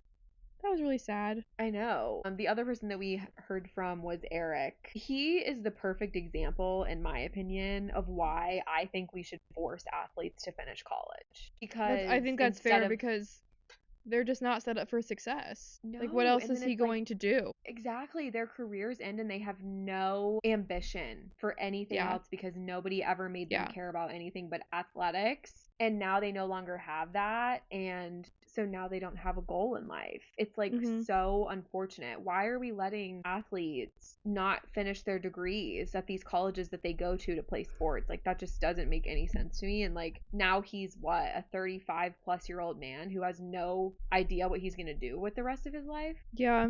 That's scary. Like, was it worth it? I would love to know. I have got to say, I am absolutely shocked that both Gia and Brianna are still there. Me too. I'm so impressed with them. And now I'm, like, rooting for them. I'm like, you guys got it. I know. Like, they have to finish. I think that Gia's anger issues are going to get the best of her in the next couple episodes, perhaps. No, I think she's got to stick it out. I hope At this point, like, you've made it this far, girl. Just, like, keep going. That's how I feel about everybody who's still there. Just keep going. I know. And I honestly feel like Gia and Brianna both, like, neither of them are really having, like, that many issues. Like, I'm sure it's hard, but it's not like we're seeing them seriously struggle. Yeah, they're really not doing that bad. Yeah, so excited to continue on. Dancing with the Stars. Do do do do do do do do do do.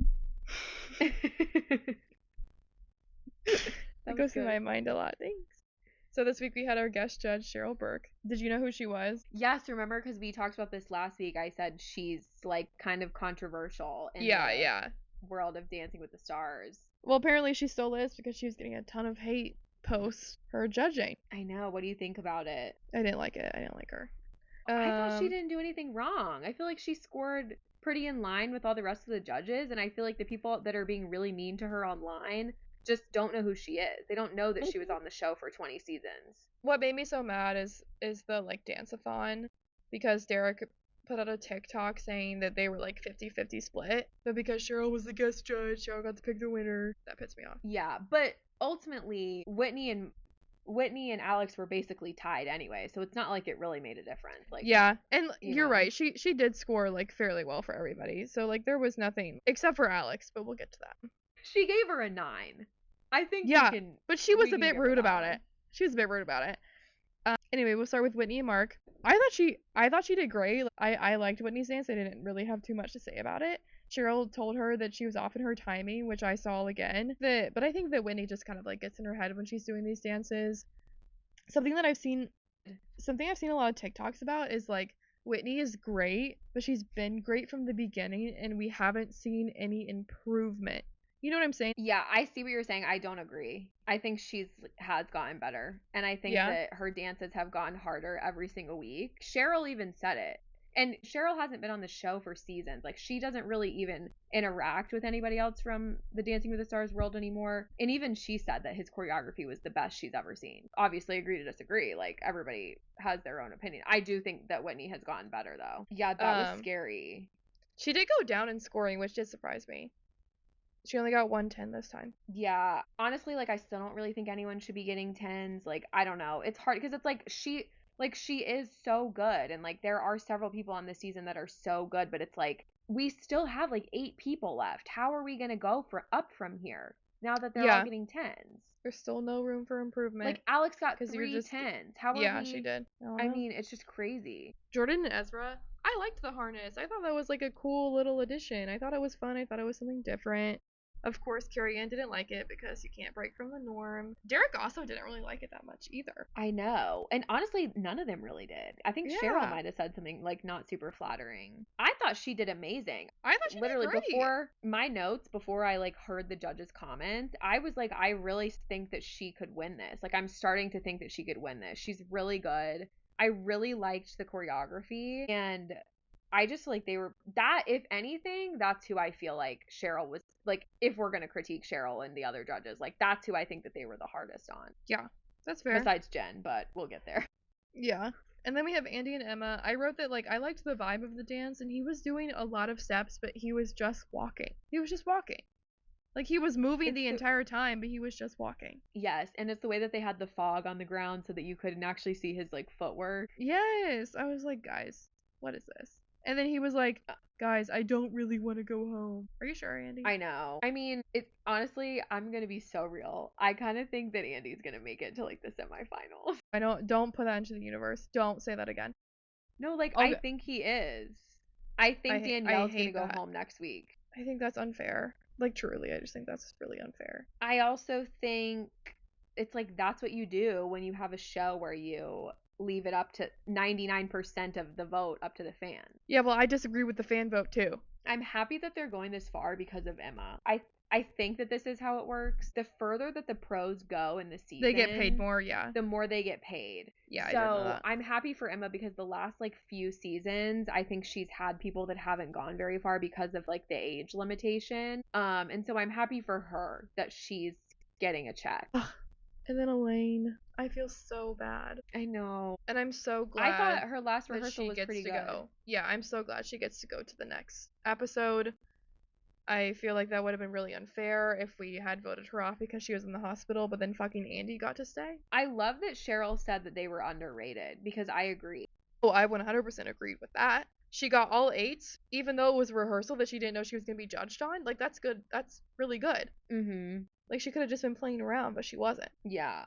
But Elaine is all good and healthy and well, and she will be performing in this week's episode, so I'm super excited for that. Oh, wait, is she? Okay, good to know. Yep, she's out of the hospital. Yay, I'm happy. Oh, yeah, and this week is like the group dances or something, so. Yes, they are. And then Danielle and Pasha, I liked it. I thought it showed like a really fun story. I thought her moves were great. I enjoyed my time watching it. Carrie Ann had like mixed emotions. She was like confused. I don't know what she was doing. I know. I agree. I thought that this was her best dance yet. Yeah, and I was like, what the hell is Carrie Ann talking about? Carrie Ann loves to hate a woman. Yeah, she loves to hate a woman. And she got her highest scores. And then we have Robert. I adored Robert's dance, obviously. He had so much power and like intensity. Like, he played such like a good little like evil man. I hated the way they slicked back his hair, but like that's just like a personal opinion. The Argentine tango, from what I've seen, does not involve the man having to dance all that much, but what he did do was good, and I felt like his acting was really good. Yeah, I think they take that into account though. They understand that like the tango in that sense is more for like a woman to show off in a sense. Yeah. So. It just again brings up the point that I'll continue to make, which is that they should all be doing the same dance every week, because I'm at the point where like they should all be doing the same dance every week, or it should be an all female star season and then an all male star season, because the women just get to do so much more than the men will ever be able to do, and be able to show off so many more skills, because that's just like the essence of what ballroom dancing is. I also think that on the flip side of that, that makes it easier for a man to win, because he is not doing the more complicated steps. He doesn't have to worry about the technique as much, or being the person that's getting thrown up into the air. You know what I mean? Like, I think that it makes it easier for the man to, which is why I always really liked watching Scott and Riley, because she would make him do an actual dance. Yeah, that's fair. You know? That's fair. I think Robert Irwin could literally walk out onto the ballroom and shit on the floor, and you'd still be like, 10. Matter of fact, Where's the 11? Give me 2 ones. Give me 2 ones. Let me put that shit together. I like him too. I think he's gonna win. I have to say, I think he's gonna win. Oh, Poor and then we Jen. have Jen and okay, let's talk about the dance. I thought the dance was really good. She was really into it. I had fun watching it, and then she just gets all 8s. Like, she just gets shit on and shit on and shit on. And they're always, like, critiquing her more than anybody else. Like, nobody gets, like, she doesn't get, like, any praise. Like, they're always, like, as soon as Andy finishes the dance, they're like, oh my god, Andy, like, great job, like, great effort. Or same with Robert. They're, like, praising Robert, they're praising Whitney, they're praising Danielle. And then Jen comes out, and they're like, you looked bad up there, sweetie. What did she do to you? That's like exactly what I'm thinking. What has Jen done to these judges behind the scenes that we don't know about that is making them be so harsh on her? For the love of God, can Carrie Ann go 1 week without saying something so absolutely mean to her about her dancing? Like, I thought that this was her best dance. Do I think that she looked like a little kid throwing a tantrum? Yes. But like, she was getting better week to week. She was getting a lot better. I'm like not understanding what's going on. The only person who I would say even comes close is Danielle. Like, they've made some comments to Danielle that are less than kind. And not in a constructive way. Like, it's one thing if you're giving her constructive criticism, but like, you just telling her that she's so mediocre and that she's getting better, but that like it was just okay is not constructive. That's not helpful. No, it's not.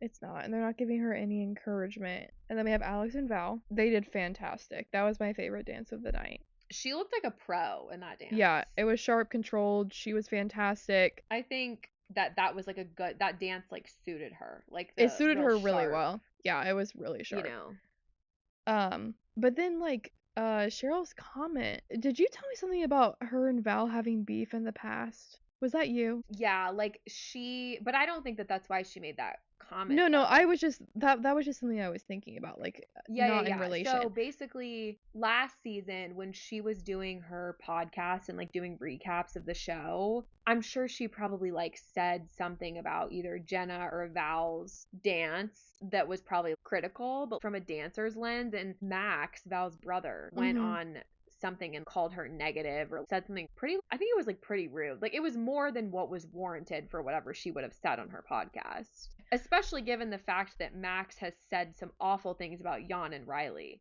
this season. Yeah, he has. But sorry, continue. No, you're good. So she said that you can't break hold. She's like, at least I thought that was national standard.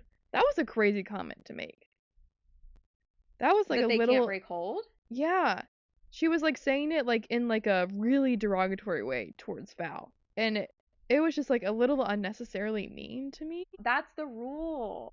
Like, but like no one else, but like none of the other judges cared, and no one has cared about the holds prior, so I think that's why I got confused. Yeah, I can see why you would be confused by she's bringing it up, but like I think that's like why they brought her in as a guest judge, because I've watched a couple early seasons of Dancing with the Stars, and one of the former judges, Len, do you know who that is? Len Goodman. He would count people off for that all the time, because that's the rule of the tango. You don't break hold in the middle of the dance. I don't think it was like wrong of her to say, but like also none of the other judges have said that about anybody else for any of the other dances. I don't think that the other ones have broken hold in the tango. To me, it came off a little harsh. I think if she had given them like a 7, then maybe that would have been excessively harsh. But yeah.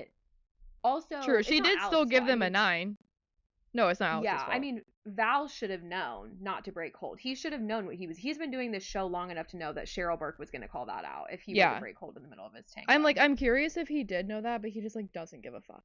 And I'm like, that's then hurting. That's like then hurting Alex, Val. Like, what was your choice for that? Yeah. And then, I mean, you also make a good point. Like, I feel like that's also part of the reason why they should all be doing the same dance on the same night, because to your point, what if someone else does the tango next week, but Cheryl's not there, so then they don't get counted off for breaking hold. That's what I'm saying. It's just like the discrepancies in the way that everybody judges is really just getting to me, I think. Yeah, and also just I think they really need to figure out the criteria of the judging, because are you judging the pro or are you judging the celebrity?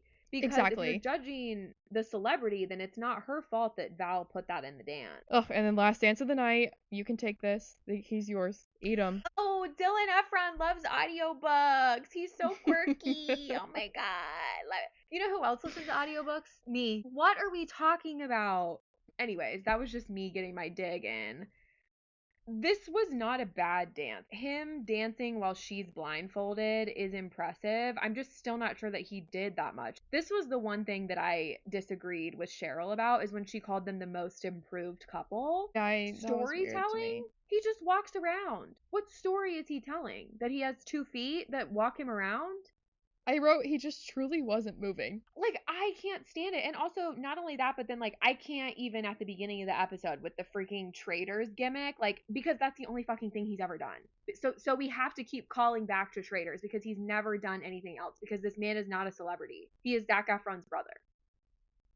Like, you know it. I say it every week. I have had it with him on the show. I would prefer Dylan to go home next week over Andy. Yeah, I could vibe with that. And then we had the dance-a-thon. Did you have anything to say about that?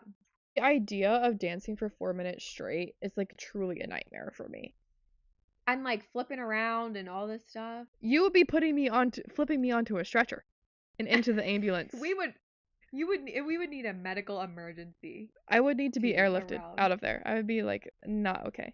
Man down. I don't really understand like how they were choosing who left when.